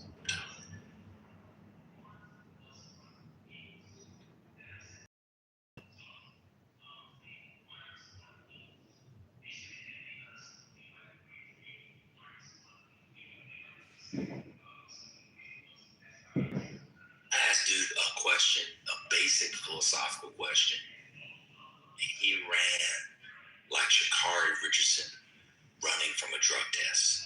Oh no, I didn't run. I respond only because you said that and somebody made a comment. Not to Mario running from a philosophical question. I'm doing something, and I don't necessarily like being centered. I like to make comments. Go, then we'll put you down. All right, we'll move you down. You can meet him. That's fine. I'll meet up too.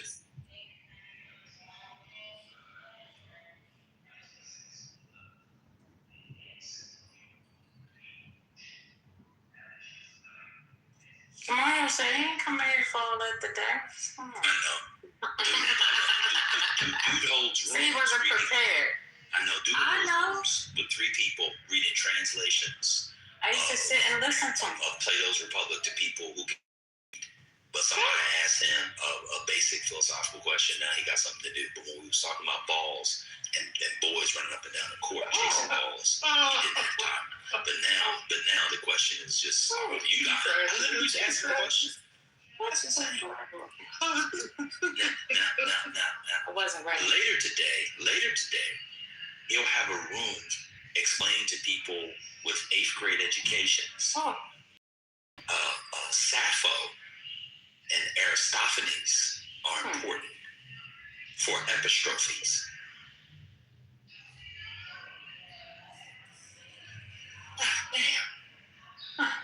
You tried. I tried, though. I always tried. That's not true. Well, maybe he'll come back to it. He just ain't in it right now. He won't. But get some data and Dave, and they can talk about, it's God, like, what I'm saying, like, I'm agnostic, right? Because, like, why are you picking all these men today? Saying, like, I don't like men on men. They don't even talk about that, though. They talk about being Save the men. I don't want men on men violence. You said you were busy, brother. Go ahead, He might need to go read something. He might have read it. What you mean? He might need to go refresh his memory. No, I was asking what he thought. I wasn't asking for something from the text. But he may have needed to go back and confirm something. You don't know. Get a brother a chance. It's Sunday. Yeah. Okay, wait, so bullshit. Brother, you had to stop. He's an instigator. You gotta let God use you. Stop allowing the other ones. Is that one of the reasons? I mean, that's why this pink ticket is even here now.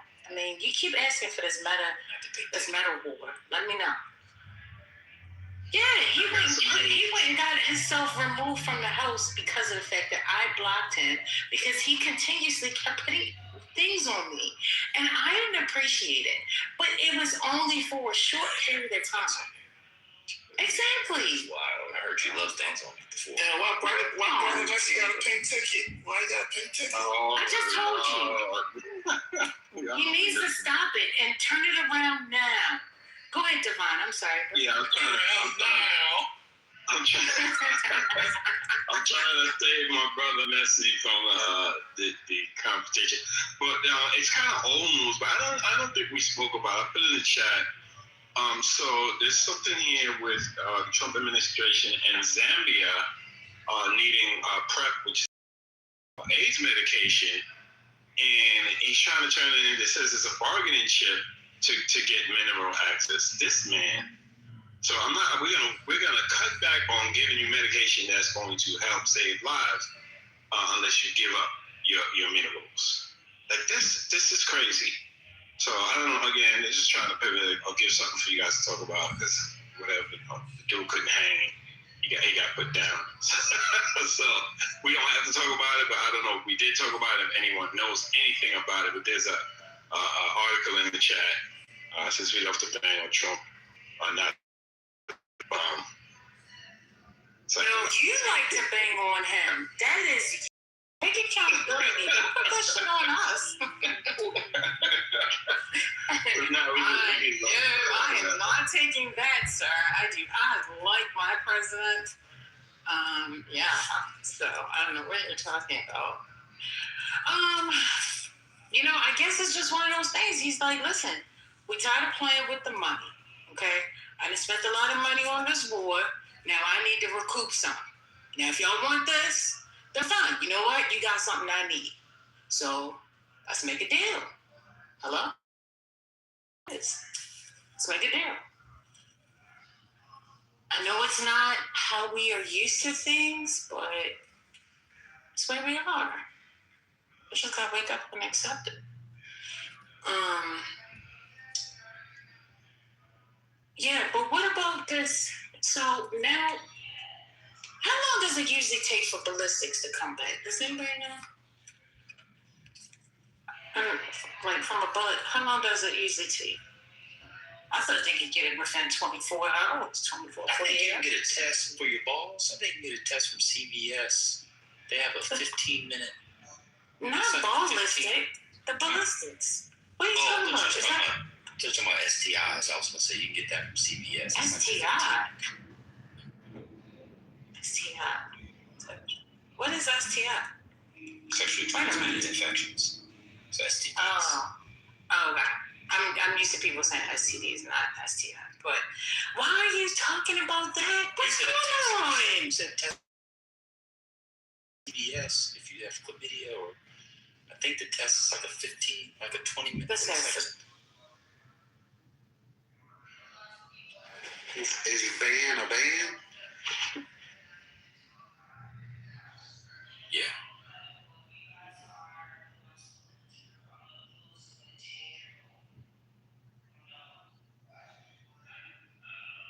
In the chat, shout out to Mel. He says, Ghana pulled out of the U.S. healthcare deal for $106 million. Is that company the CEO got killed? Those people? Wow.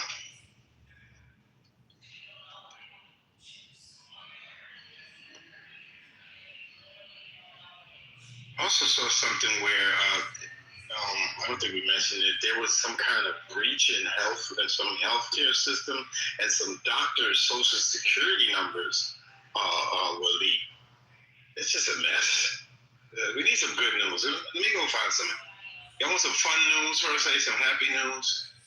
I don't know. I'm afraid to say anything because whenever I say anything, somebody changes what the hell I'm saying. So, let me hurry up and say that before somebody changes that. So I'm going to go back on me. So are you saying that you don't know what you're saying? That's it. About ballistics. Wait,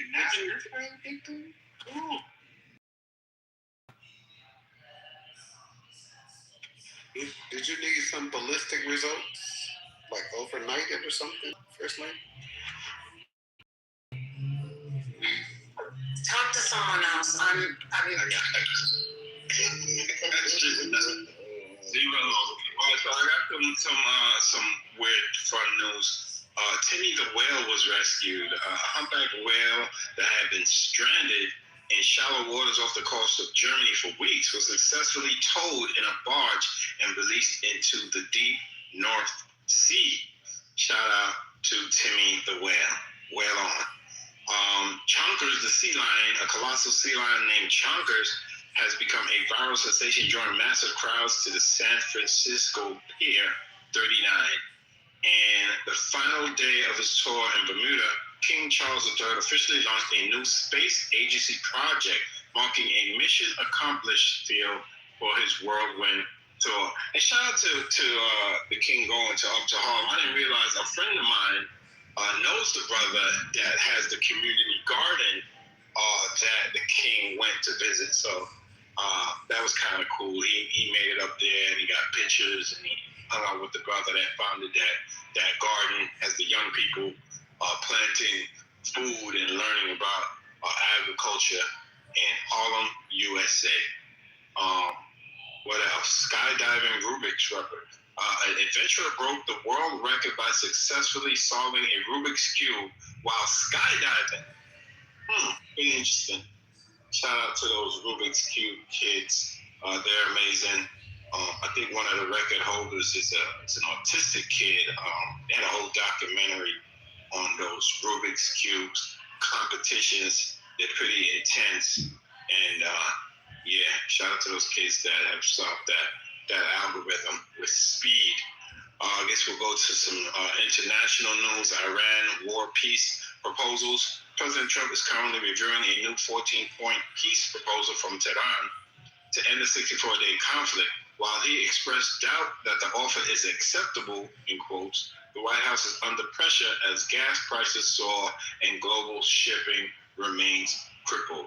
Yeah, I went to fill up the bike yesterday. I think for premium it was $5 and change here in NYC.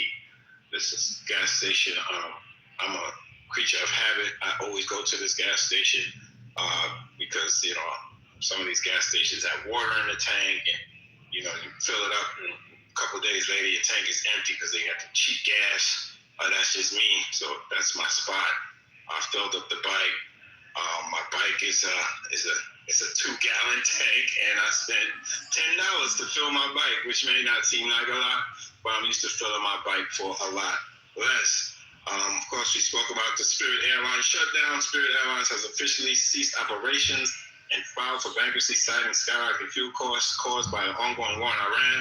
Thousands of passengers have been left stranded at airports across the U.S. and in the Caribbean. We spoke about the shutting down of Spirit at length today. Shout out to everybody that participated. U.S. troop withdrawal. The Pentagon announced a withdrawal of 5,000 U.S. troops from Germany over the next year. The move follows a rift between Trump and European leaders over the handling of the Middle East conflict, sparking concern within NATO. Missing service members in Morocco. A massive search and rescue operation is underway in southwestern Morocco for 2 U.S. Army soldiers who went missing during a hike during the African Lion military exercise. Ukraine and Russia conflict. Ukrainian drones reportedly hit several Russian Shadow Fleet oil tankers at key loading port in the Baltic Sea. Meanwhile, President Zelensky warned of unusual activity on the Belarus border. That's all I got for now, guys. Shout out to the playoffs. All the fellas and the ladies will be watching these games tonight. What a good time. I'm going on mute. Plenty for y'all to talk about. If you have anything else, by all means, please get in there. Thank you, Devon. That was beautiful. Appreciate you. Appreciate you. I don't know why somebody said F the king and the queen. What's going on? Who said that?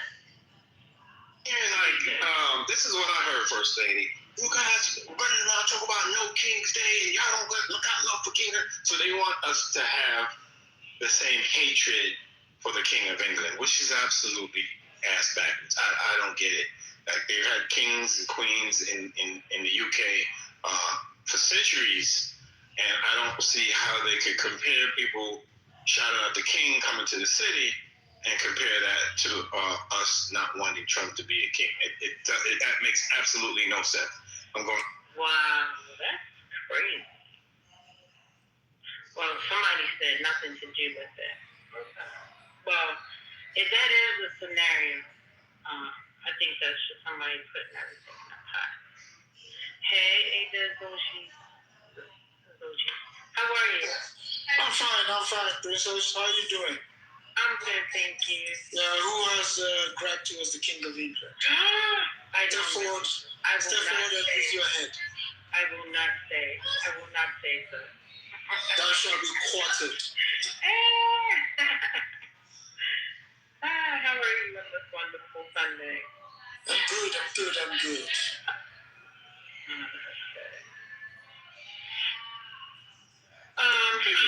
of all those topics, any comments? Go ahead. Yeah, I was gonna say. I mean, it's symbolic. This man is a leader. Why hate? I don't have hate to anybody. Even coming to the United States. Is it because he took shots at the administration? He mentioned He mentioned the alliance with NATO. He's going against the grain, maybe. I don't know. I've never seen such hatred for British monarchs coming to the United States. When Princess Diana came, I believe she came, and everybody loved her. Now we hate them? I don't understand where it's coming from. And he's also part of a constitutional monarchy. He's not an absolute king, which means his powers are checked.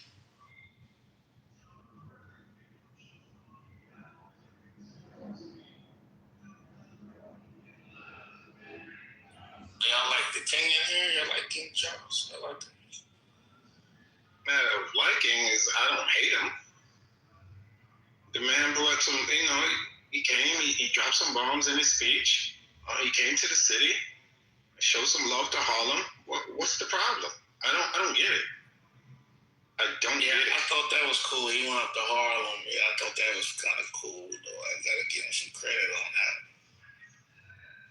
He's got nice hands.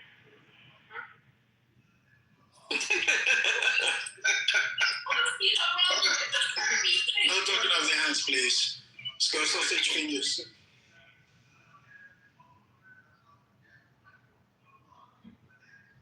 A lot of y'all don't go to Harlem. At least the king did. You know what I mean? Shut up, Omar. You talk about everybody go to Harlem. You don't need to go to Harlem. That's not do I go to Melba's first lady. For what? Get a nice little grab of Melba's on 10th Street. Come on, next time you're in the city. And how many times a month? Go to New York quite often. I mean, not every month, but now you go to New York once a year. You just said Harlem. I'm asking you a question. How often do you go to this? I was in Harlem in February. Last time I was up there. February. Okay. Well, I want you to come to and there's a spot. Let me know when you're ready. There's a spot. There's a spot. I want you to check. He don't gotta hang out with me, but I got some spots with him. If he gonna brave the waters. You know, people get nervous here. East New York is a different beast, though. I will say that. Nah, but my baby mama from Coney Island. Yeah, I know about New York a little bit, Devon. Why are you so boulevard? Never admit that again in public. On the app, okay. No, in the world.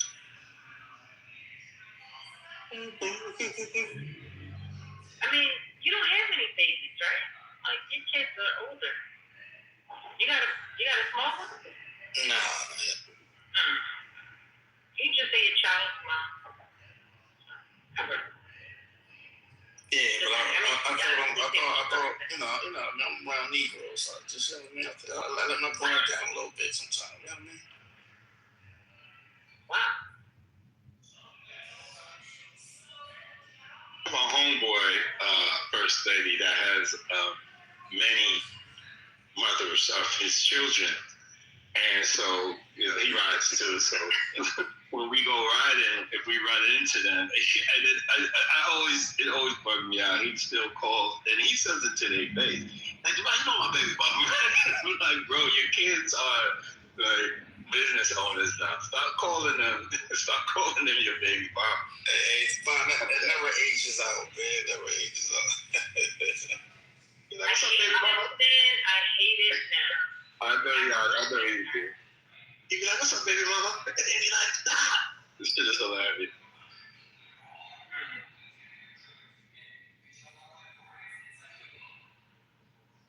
Well, anyway, they confirmed that Ellen did let off the shot. That was the reason why I was asking the question, like, how long does it usually take for them to get that information back? And I'm sure you knew exactly where I was going, but for whatever reason, you know, I was halted. And that's fine. I adhere. I want to be quiet. The stage is open. Talk about the correspondence shooter? Correct. Okay. Yeah, there's been some wild video. I saw a video. They show him going, and I don't know if it's him. I don't know if it's Doctor. They show him going into a room. Yeah.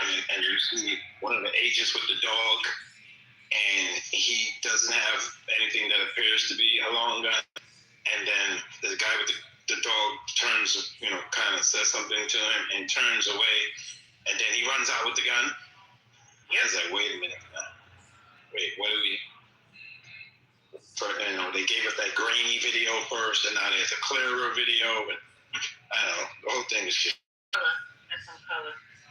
But yeah, no, I was just trying to figure out how long does it usually take for that information to come back, you know, from my own personal way.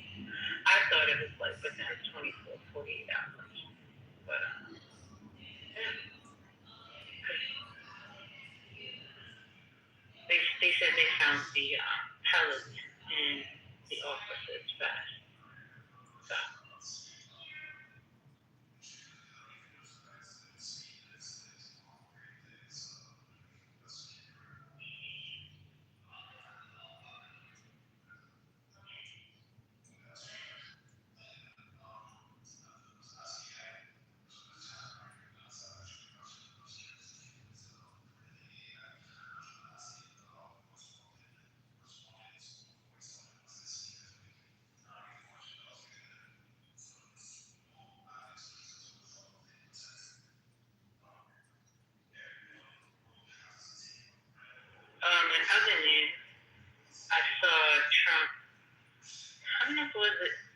tweeted yesterday, or he did, but he said Iran hasn't paid enough for what they did.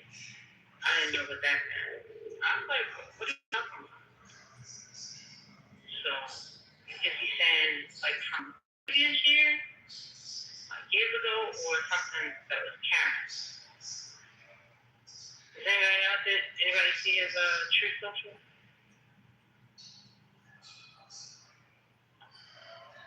No?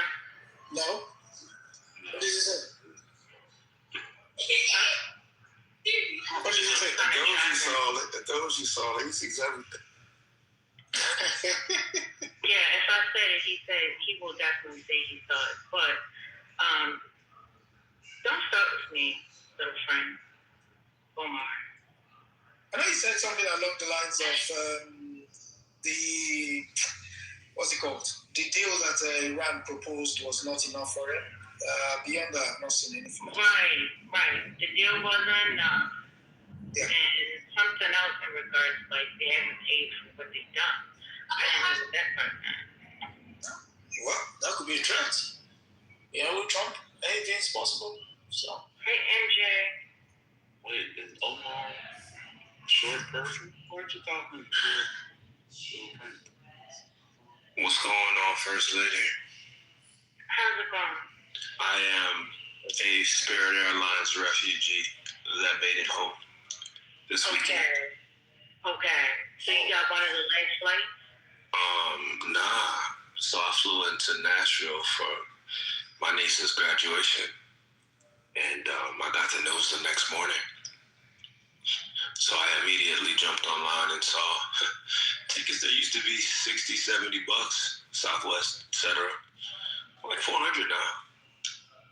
Two of those myself and my mother to get back home. Dang. That was hard. But you know, it is what it is. So you already paid for your tickets? What do you mean, the Spirit tickets? Yeah, you come back home. Yeah. I had a round trip ticket to Nashville. Yeah. So. Wow. Yeah, got the fucking notice in the morning. Not even a notice. It was like, you open the Spirit app. It's like, yeah, all flights have been canceled. You might want to find something. Did they offer you any, like, accommodations kind of thing? No, I'm trying to see what's coming, you know, because I had to drop $1,000. You know. Did you pay for your Spirit through a major credit card? Yeah. Or was it like a debit card? It was I'm pretty sure it was with a credit card, so. Okay.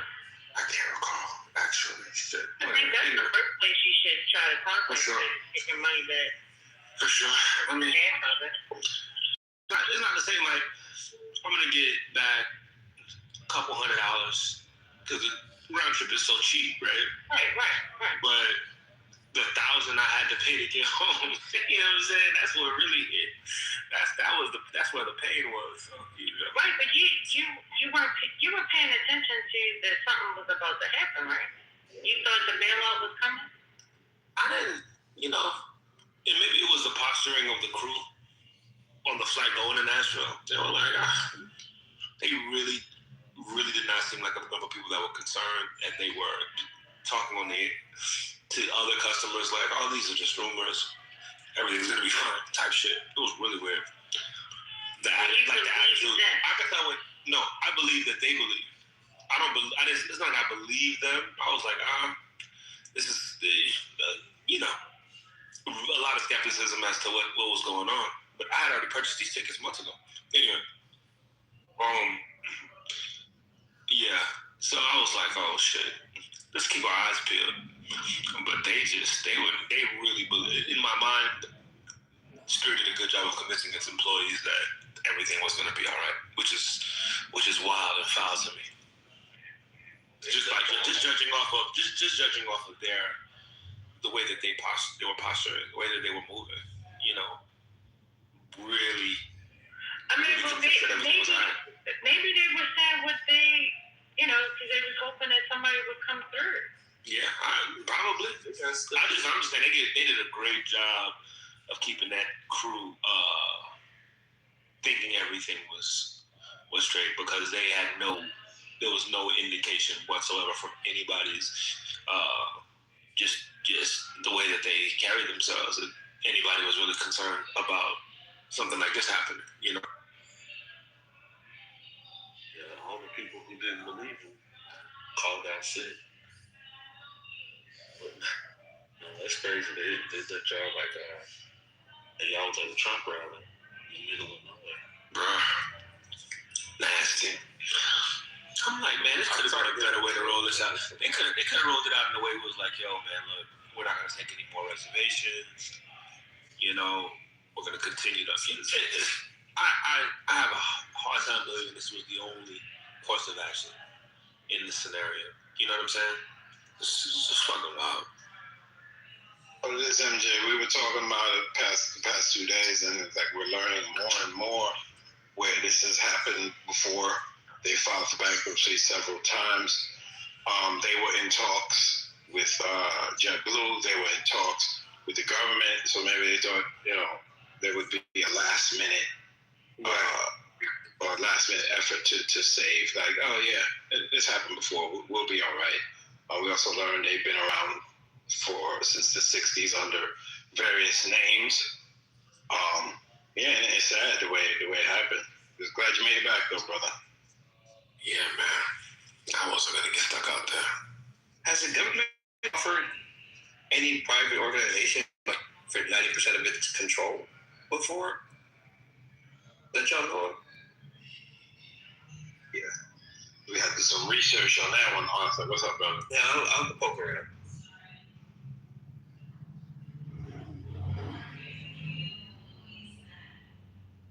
The general orders, but 90%, the question, Ed, was 90%. Does the government own 90% of GM?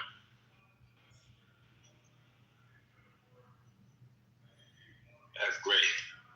Evergrade, what you say? What you got?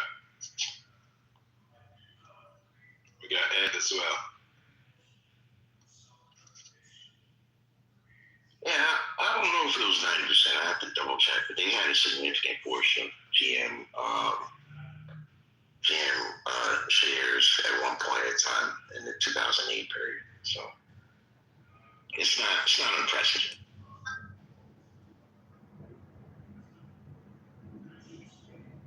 I think Spirit should have just changed their name to 47.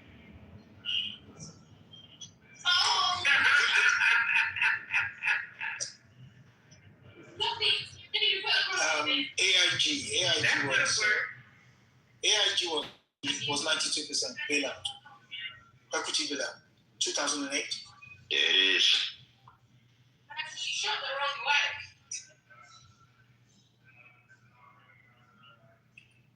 Brother Ben, I don't know if you're speaking. I see you off mute, but we don't hear you.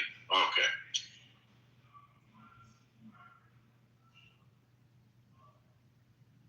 I apologize. I heard Nigerians yelling in the background, and I just told you it triggered me. I just hear Nigerians yelling.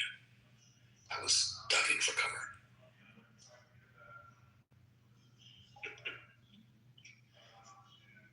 Potentially inappropriate response. I saw BT slip in here. He went right back out. Wait, can you say that again? And just say word for what we just said. Say exactly what you said. Exactly what you said. Just say that again. I said I saw BT slip in here. You can stop right there. I got the clip. Thank you. Thank you. Oh my God. Well, what did you flip? See, I didn't catch it. Say it one more time. I saw.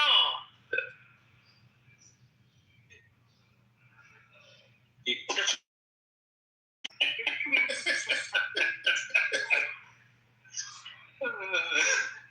slipped into the room.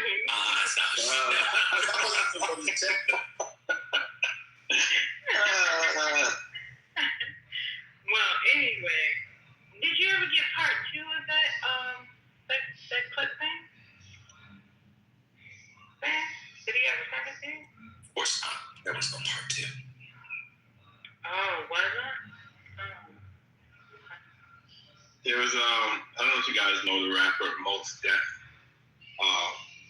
There's a line that always sticks out that he said, and there's a song called Respiration, one of my favorites. He says, "My ears is quick." Not that one, man. The other one. Escuche la ciudad esperando. So listen to the city breathe. But he says, "My ears is quick," and you don't miss a thing. She said what she said, and it's like, okay. But you always hear something else. It's hilarious. That's good enough. Yeah, I'm John Kidd. But let me just be honest. I'm John Kidd. Let's be honest. I knew it.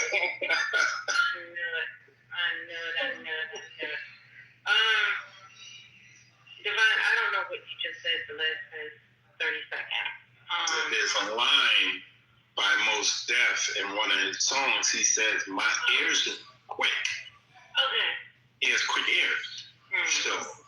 Yeah, I really didn't want you to explain it. I heard you saying something. Okay, I'm going on mute. Could you get hold up. Refugee. What's the Fuji? Proswell. He turned himself down. What happened to him? What did he do? I don't want to mess it up. Somebody's going to correct me if I'm wrong. So the allegations are he was funneling money to the Obama campaign, and the Obama campaign says we didn't know. Yeah, there was some foreign operating as accusations of him operating as a foreign agent without registering as one. Again, I could be wrong. This is from memory. And so, yeah, he's guilty of illegally giving money to a campaign, something of that nature. And so, yeah, he's going to appeal. I think others have done what he has done, but you're a black rapper. No. Your ass going to jail. And again, the football numbers, right? Something crazy. Yeah. Oh, man. Shout out to Croswell of the Fuji. Well, he tried to come and get him in Jamaica. No, he's Haitian.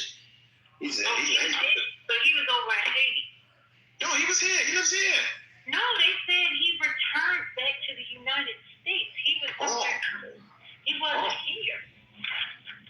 Oh, damn. I didn't know that part. Yeah, he was like on the run. They'll pick him up. It's on Friday or Thursday. Yeah, he turned himself in. I'm saying anyway, whatever. There's no way you can go and run here. I mean, most of the countries, they have this arrangement with the FBI. They will just turn up and pick you up. So. Prosecutors allege that Prods received $100 million from fugitive Malaysian businessman J-Lo to influence U.S. government officials, including lobbying against an investigation into the MDB scandal and aiding the Chinese extradition case.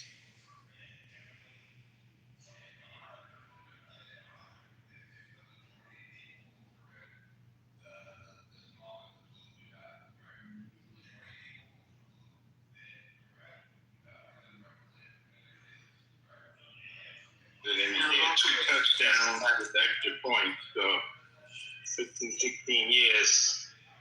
That's crazy. Broadway. He wasn't the most lyrical out the group, but he had some joy. Yeah. That's an understatement, Divine. Come on. I did 90 palm trees. As I burn my calories. Come on down. Come on, bro. So wait, did you like him or did you not like him? I don't get you, Arthur. I mean, he went down, yeah. I mean, he helped him out, but yeah, he wasn't the best at all. Well, okay. Breaking news in the chat. Oh my! Which Matt is that? Nah, we don't. Nah, I don't believe you. If it was Matt, What is it? Pennsylvania Democrat Senate candidate Raymond Chandler has been arrested for allegedly threatening to kill. What? It was a trick. You know, right? Yeah, okay. That's why I said I don't believe you. We need more people. All right, Matt. That was funny. Man. What's up, El Normo? El Normo, ain't you on stage? Go ahead, brother. What you got? Nothing. I was just looking into air travel and stuff like that. Looks like it's up with growth expectations around what? Between a little over 5, well, almost 6% to 7.5%. Not bad. It's interesting. We'll see how it seems pretty resilient despite the increase in fuel costs. Not so bad. I think there's probably a lot of growth still returning from COVID. I think. I'm hesitant to ask, but I put it, they lost money despite increased revenue. That's a good thing. Because it's growing. So, and the prices will level out. And projections are for, these are record revenues. And the demand is high. Have you ever heard of the term? Customer demand is up by almost 5%. I'm sorry? Have you ever heard of the term demand destruction? I haven't heard of it, but I think the meaning is probably clear from the words themselves. I don't think that'll happen. Companies are willing to lose money for a while as they're growing. That's a common business strategy. And I think we expect Amazon didn't make money, I think, for like the first 20 years of its existence or something. You don't think demand destruction will occur? No, of course not. I mean, like, there was Spirit obviously had slim margins. So that was riding the razor's edge and they went under. But those are market forces. What was the straw that broke the camel's back? I don't know. For Spirit. What was the straw that broke the camel's back for Spirit Airlines? Is this a question to which you know the answer? I mean, I just mentioned it. I don't know if you heard me. Yes and yes. It was fuel prices. Of course. It was fuel prices. That's what we're discussing right now. Are we? Indeed, I never heard you use the word fuel prices. I did not hear that come out of your mouth. Well, you should have been listening more closely. But am I bugging? Did anyone hear him say fuel? You'll catch on. Oh, my God. I don't know why I'm engaged. All right. You got it. Because people like to try their wits against me. That's why you're engaging. I mean, you are, and many are, determined to snatch defeat from the jaws of victory with this war. That's what the context is, obviously. And I think it's pretty good. Wait. Say that again. What did you hear me say? I think you called the war victory. What did you hear me say? That's why I want you to say it again. You didn't hear anything? Say it again. Why? Repita, por favor. ¿Por qué? Say it again. Hold on. Say it again. Well, what do you think you heard?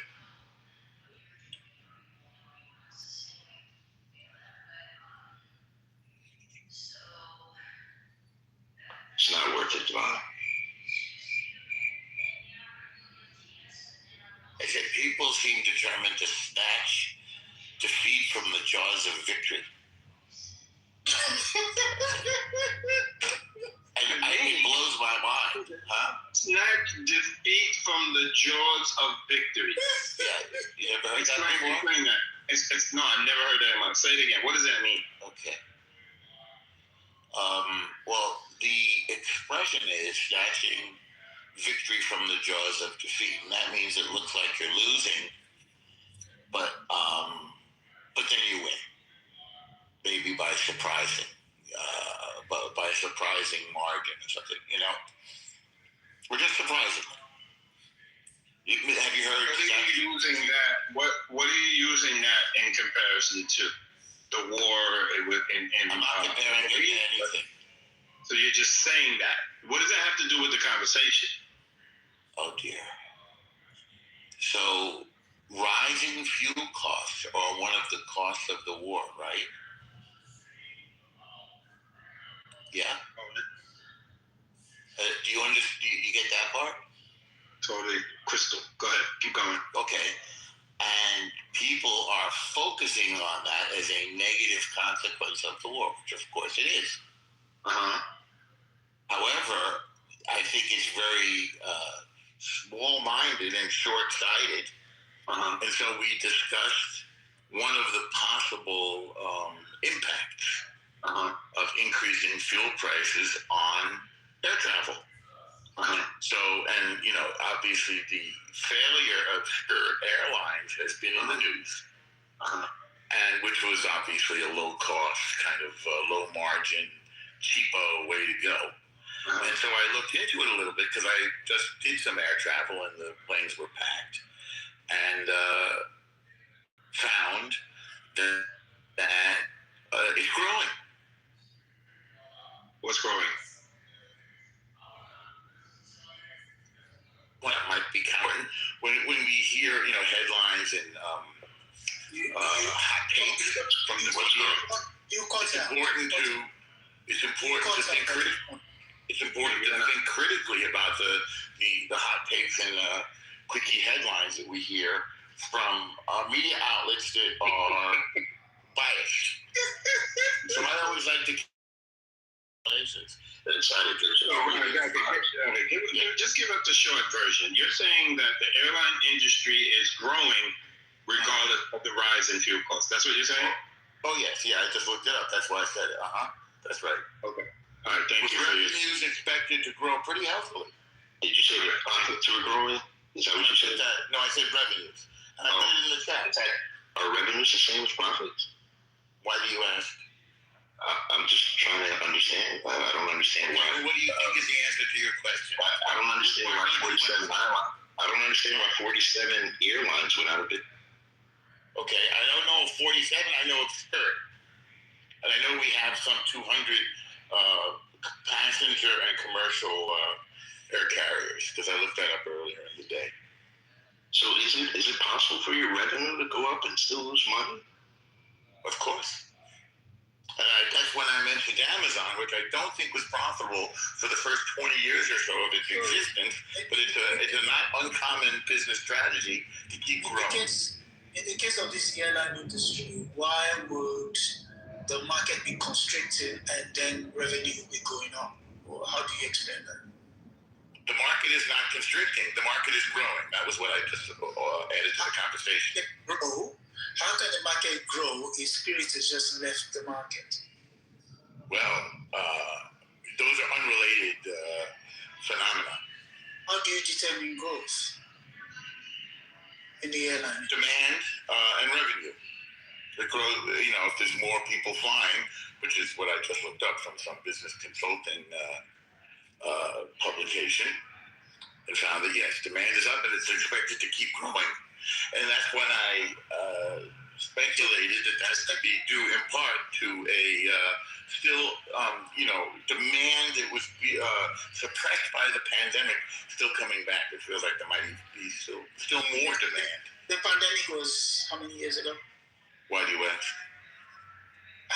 You brought in the pandemic when you're... Yes, I brought in the pandemic, and I think we all know when it was. So I'd be surprised that you would ask the question to which you know the answer. It's unnecessary. It's a bit of a time waster. Okay. But, let's get to your point. But you listened the elephant that is right in front of you in your focusing. What elephant is that? The war. No, I'm not missing it. I mentioned that is specifically the topic that we were discussing. I'm definitely not missing that. Okay, and how does that impact the airline industry? Well, I think you know the answer to that one too. So, if it impacts the airline industry, how do you determine growth in the same airline industry? How? By the numbers. What else? By the data. That's why I put it in the chat. So, read it if you like. I mean... You mean what? You're the economist, so that's why we're asking. I'm not an economist. But you're running those numbers, sir. Not running them. I just looked them up and repeated them. And you repeated them. Okay. That's correct. You doubt it?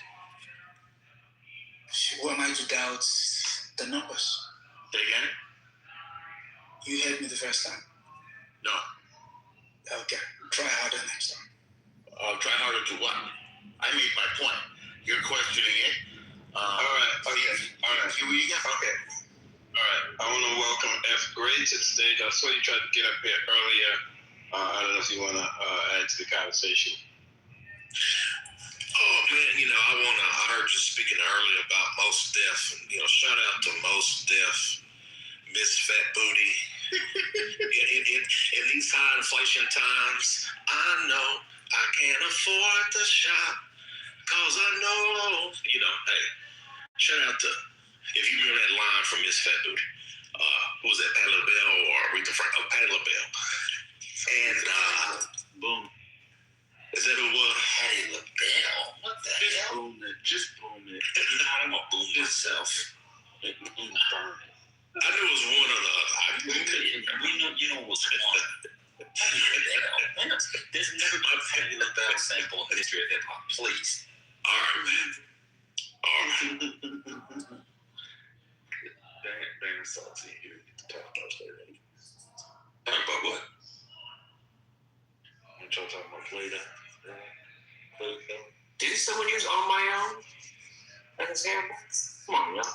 Who used On My Own? Wait a minute, didn't the other place finish his point? Michael was done when he said Patti LaBelle. You took his mic from him because he didn't know Patti LaBelle from Aretha? Dan got his children taken away. On my own. I'm sorry. I shouldn't have said that.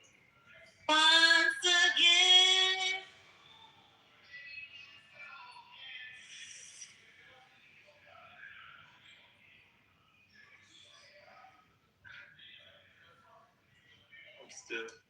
Anybody know why Mos Def didn't continue acting? Because he's not good at it. I knew somebody was gonna say it. I knew it. I'm nasty. All right, so there's a website called Who Sample. Why check that out, man. Brother, you're not nice. You're not nice. Yeah, they're really nice. Not the cool kid. Like even in what was it? There was another movie. Was it The 13th Hour or something? It was a Spike Lee movie. He did with Ethan Hawke. 25th Hour, I believe you're thinking of. It's something Precinct, I think.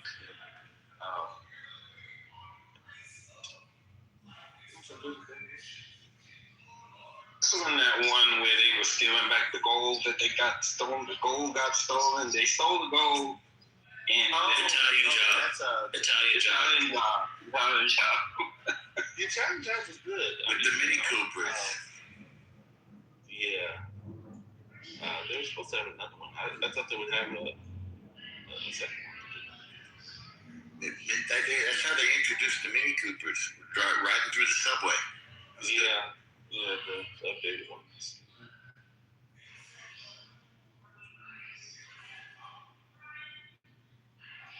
On my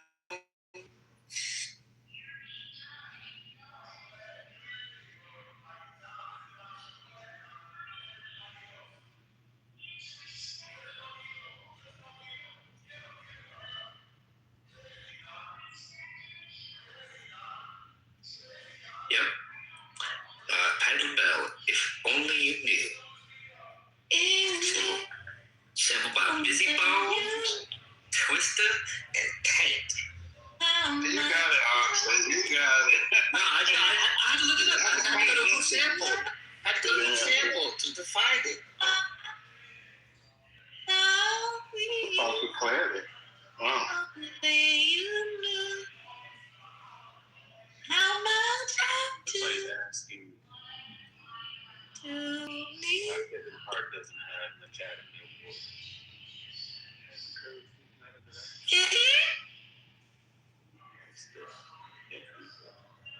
This is a fun fact for you, Arthur.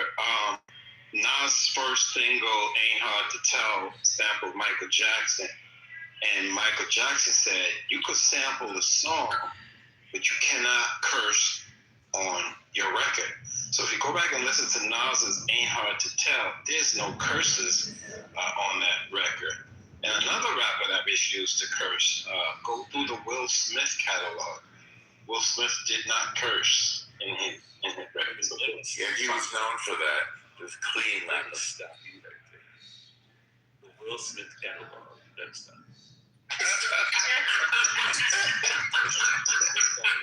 Welcome to Miami. That's not Will Smith catalog. Y'all just be playing in my face. Brother, get jiggy with it. Come on, man. What? Bienvenido a Miami. The Willow Smith catalog might be a little better.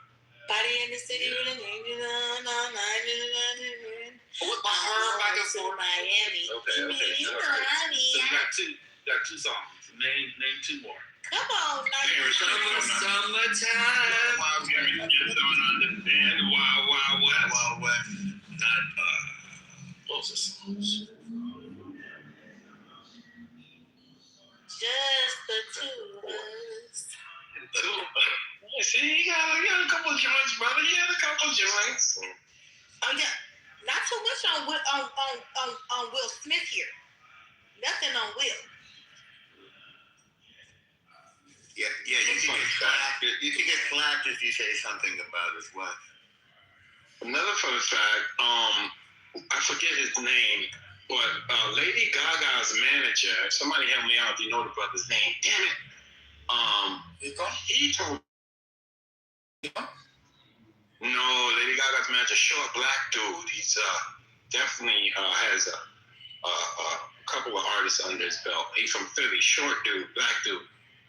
And he started out because he had Eve as well, Eve the rapper. And he told me his story. He's like, bro, I used to have to he was like a PA, personal assistant to Will Smith, way back. He's like, man, I used to have to wash the cars, take care of the dogs.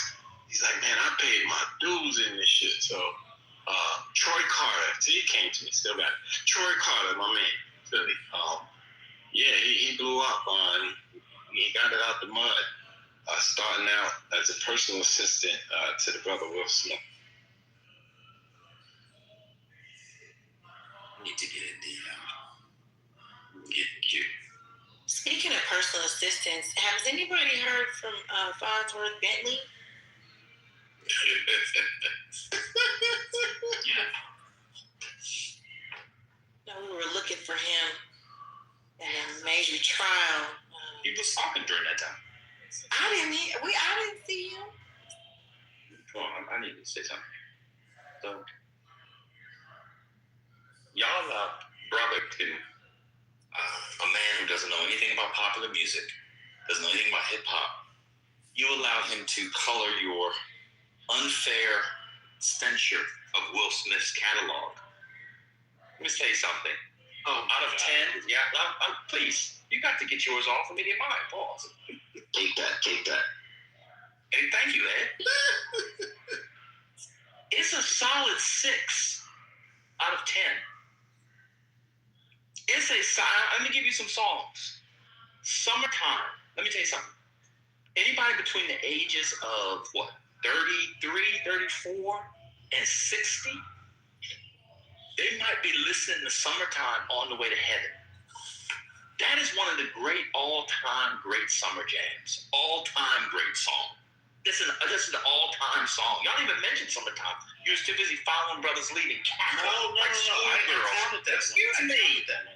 Excuse me. Too busy cackling.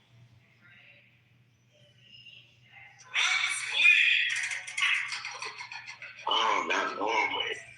Summertime. I had already factored that in. I said name two more. Parents just don't understand. Parents just don't understand. Is a great song.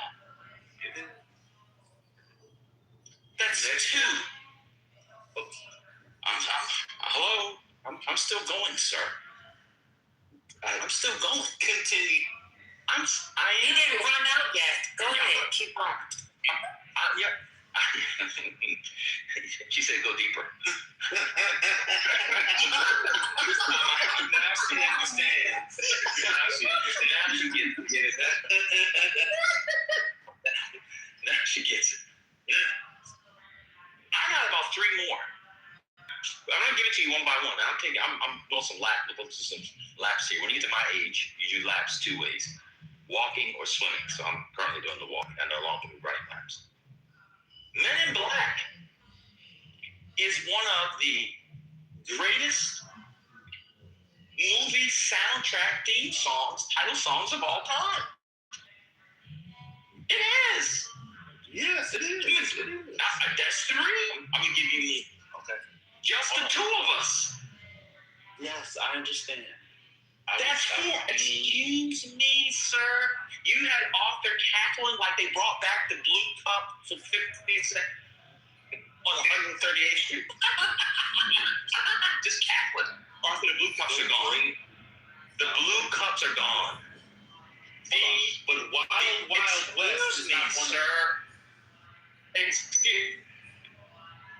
Mention Wild Wild West. I mentioned Wild Wild West. I know they did. That was not. You're not submitting to name hits, though. This is what you need to comment. There's another one. The theme song to Prince. What's the track? You come back around for that next lap. You going in it. The theme song to Fresh Prince. Arguably the greatest of all time. Hello? Hello? The theme song. Oh, now you want to That's a fact, sir. That's a fact. Carry on. The theme song to Fresh Prince. Hello? We said yes. That's 5 songs. It's almost a catalog. See, the problem is you people thought you could come for Will Smith. Oh, God. And you can't. Now, sometimes he might act bizarre. They ask him how he bite off so much and chew it. Huh? He's an action star. Sometimes he might act bizarre. His catalog is a 6 out of 10. Y'all laugh like it was a 1. The last concert that Brother Messi went to was to see Shirley Caesar when she was still dating men. That was in 1978. She was still dating men. She stopped dating men? Yeah, she is. No, she was not. Yes, she is. She's lesbian. What? Shirley. I mean, she's not open, but yeah. She's everybody knows. Yeah, that's the last concert he went to. Yeah. Where is your faith? That's the last T-shirt he got at a concert. This is nasty. I'm not going to tell you which was my last concert. You don't need to know. I know what it was. It was Trolls Live.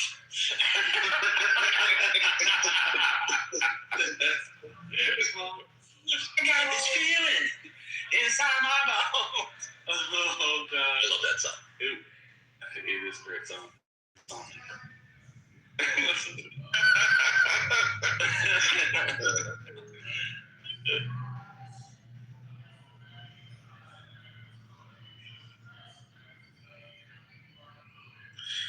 You know, another joint off that first album, Brand New Funk. Yeah.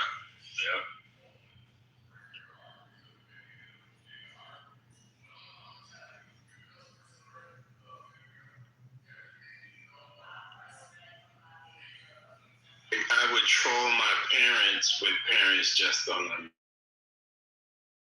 Chilling, you know, everybody had a little boombox back then, cassette, and I would rewind it, play it over and over. Turn off that song. Yo, Divine, speaking of boombox, did you see that new one that just came out that just dropped? 2 cassette tapes, booming speakers, CD. It's a throwback. But it sounds nice. With the technology now, I'm sure it does. Yeah. I've seen the ones that are like MP3 player style, like you load up your playlist, but that's dope that they bring them. But these kids, it's funny, sort of the parents showing their kids items. Divine, did you see the new Halo hair dryer? It's like so cute and it's like really good on your hair. And it's like it dries your hair super fast with ceramic like kind of look to it. It's great. Wow. Okay. I see how we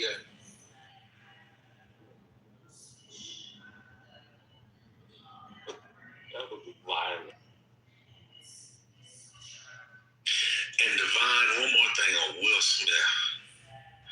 The irony, this is going way back, the irony of this silly song he had called I Think I Can Beat Mike Tyson. One of the people in the video was Chris Rock.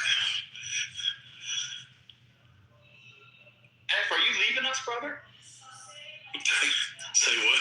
Are you leaving us? It sounds like you're about to die. Come on. I'm hanging on, man. I'm reminiscing. You just want to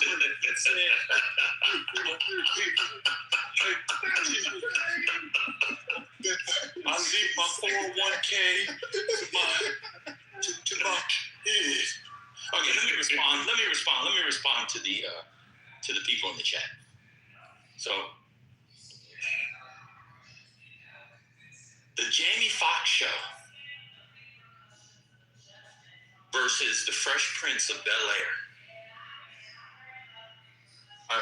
It's sort of like, it's sort of like, I don't know. I can't even analogize it. I said, no. See, that's what you want to do. You want to segment things. We're not going to say, what did I say? The claim I made was, he's the greatest total package.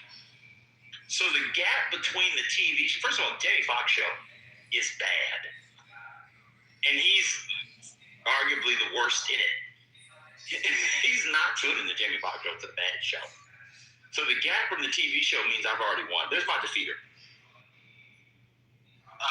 So I would like to respond. I am willing to accept the argument that the catalog of Will Smith was much better than I made it out to be. Yeah, I'm okay with that. And I think 6 out of 10 is appropriate. I'm okay with that. Okay. Now, hold on, 1 second. Wild Wild West, terrible song, is not a submission to make the argument. You didn't make that, but others did. The Wild Wild West. That's insane. Just because they played it a million times with that whack-ass movie, which was a blockbuster, doesn't mean that was a good song. Nah, I heard it on repeat. Well, before you go, Ben, I just want to say, brother, now the way that you can concede to that is the same way you can turn that pink ticket in. I'm done speaking. Go ahead, sir. I was going to put they'll never have. I'm not worthy of Memphis. And that's fine. You just go back on the block list periodically. That's it. Well, I appreciate you, brother, because I was the one that brought up Will Smith, and you snubbed me when I used the word catalog. So I appreciate you.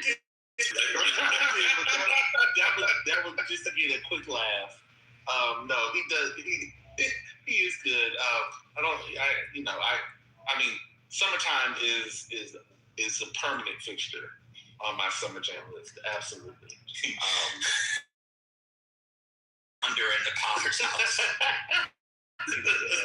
I listen to secular music. Let's transition to the Will Smith secular music, because there's nobody here who will admit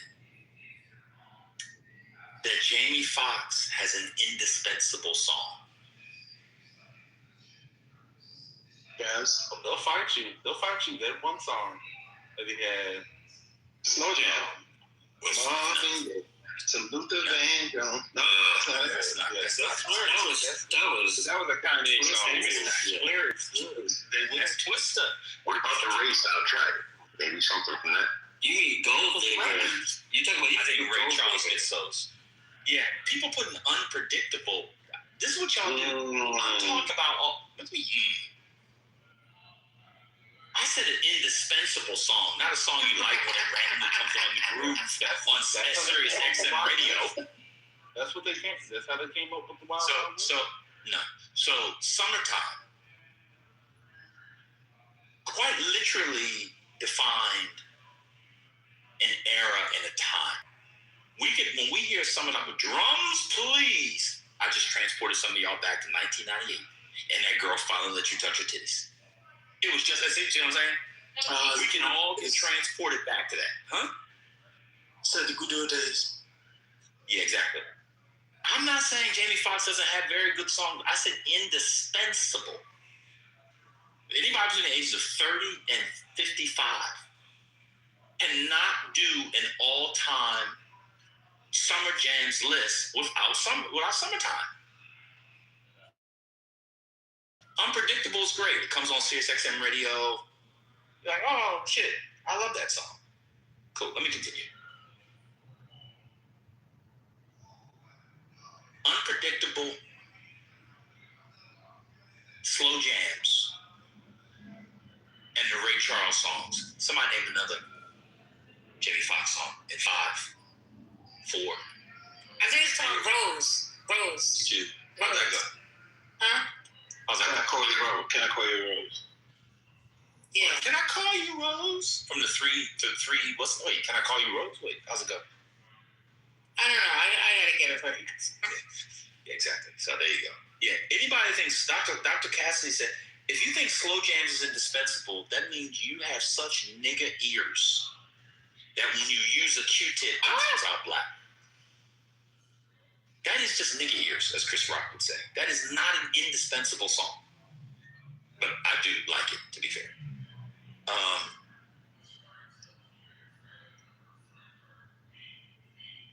I'm surprised people think Jamie Foxx's music is better than Will Smith's music. I mean, obviously not going to go into sales and all of that. But I just think... Vocally, yeah, but like, I don't even know. He doesn't sing. Yeah. Will Smith doesn't sing, so I don't know. White people want to listen in the summertime. Oh my God, he said white people want to listen in the summertime. How old are y'all? Everybody y'all must be insane. Y'all must be young. Oh my God, that's crazy. For the Jamie song. Because it was the Fresh Prince. I had to look it up. Jamie song, She Got Her Own. That was a good one. Well, wait a minute. But hey, everyone, Summertime is one of his biggest hits. What are we talking about? I don't know, Sharon. What? They're trying to compare James. Guys, are we talking about Africa politics? Yes. Okay, that's the more And we sent it to the seminar room in the hallway. There you go. So let me keep going. Let's take our own personal ones we like better. I mean, that we like best or better away. Jamie Foxx's numbers are, by any objective measurement, Will Smith is a bigger star by any measurement. Total package. I think Jamie Foxx is great. I want to go to the one I think really matters. I think Spinoza and others were suggesting that Jamie Foxx is a better actor than Will Smith. That's insane. That is absolutely insane. I don't know about that. Yeah. So we'll have. Oh, here he comes. I knew I could. See how you can trigger him? I knew this is that easy. Someone bring that brother up. Oh, not I am lyric. Oh Lord. Why are you trying to rage bait me? Me and you are. The skills have gotten better since I stopped reading books. Thank you for allowing me to come to the stage. Who did that? Hey, Spinoza. Shalom, beloved. Yeah, dang. Oh, how you feeling? You feeling good? Hey, Sherry. Hey, Rainbow. And then at the level of being a celebrity, a star, an A-lister who can it's not even close. Will Smith did Men in Black, Wild Wild West, Independence. Can't forget Ali. No, I'm talking about the big summer. I'm talking about the big summer, like the big summer blockbusters. Okay. Jamie Foxx has never. What Jamie Foxx did? Ray Charles. Now, summer blockbuster. Independence Day. Yeah, he was a big, but he didn't have the big role. Independence Day. He was Bad Boys. He was the Bad Boy. To the Amazing Spider-Man. When he played the scientist. You gotta stop, bro. That was a small role. You gotta stop. Enemy of the state. Enemy of the state was good. Enemy of the state. Enemy of the state. Were these blockbuster hits? You basing solely on acting, or just like the Just stick to the question. Answer the question. So what's the question? Who's the better actor? Will Smith or Jamie Foxx? Who's the better? No, we have to go to Will's catalog. I'm talking about acting. I'm talking about acting skills. Jamie Foxx. Will Smith obliterates Jamie in acting. I'm sorry. Almost insulted by the question. Will Smith, no doubt. I'm going with Jamie Foxx. It is Will Smith. Blockbuster hits, it's going to be Will Smith. Wait a minute. I'm confusing it. He did Ali. Rambo. What are the blockbusters, Rambo? Because Ben just gave you. No, he gave you two qualifiers. He's saying that he would give the blockbusters obviously to Will Smith, but so far as an acting, he said he'll give it to Jamie Foxx. No. Acting pound for the acting goes to Will. 7 pounds? Yeah. Pursuit of Happiness. That's just my thoughts. Pursuit of Happiness. Will Smith all day. Pursuit of Happiness, 7 pounds went along. Will as Ali was, to me, one of his better performances. Of course, phenomenal. Agreed. Now he really acted in that. He took that character, was made for him, just like Ray was made for. What was his name? Absolutely. But like this blockbuster hits, come on, that's not even an argument. Well, Ben, you know. Yeah. I don't even know why you brought that up. I'll let them get the nigga talk. Y'all get y'all through y'all. Y'all got to spend a day a week just exploring more than your Black American culture. Just a day a week. Just a day a week. There's a whole world out there. Just one day. One day a week. There's a whole world out there. A whole world. Just one day. Ben, did you name Collateral Beauty or by Will Smith? No, they were talking about Collateral with Jamie Foxx and that's Tom Cruise, wasn't it? Tom Cruise. Now, Jamie Foxx's performance in that, for me, is his best acting performance. That's actually one of my favorite movies of all time. I watch that movie at least once, if not twice a month, minimum. I think Jamie Foxx is fantastic in there. But I don't think he's ever given a performance that delicate. I shouldn't use the word delicate, you're all homophobes. He's never given a performance like that specific and nuanced ever again. I think Jamie Foxx is incredibly talented. He's my number 2 on the list. But total package. Let me ask you a question. If you were having an event and each of them were at the peak of their powers, and you had to get people into the event, who would you have hired, Jamie Foxx or Will Smith, to be the guest star?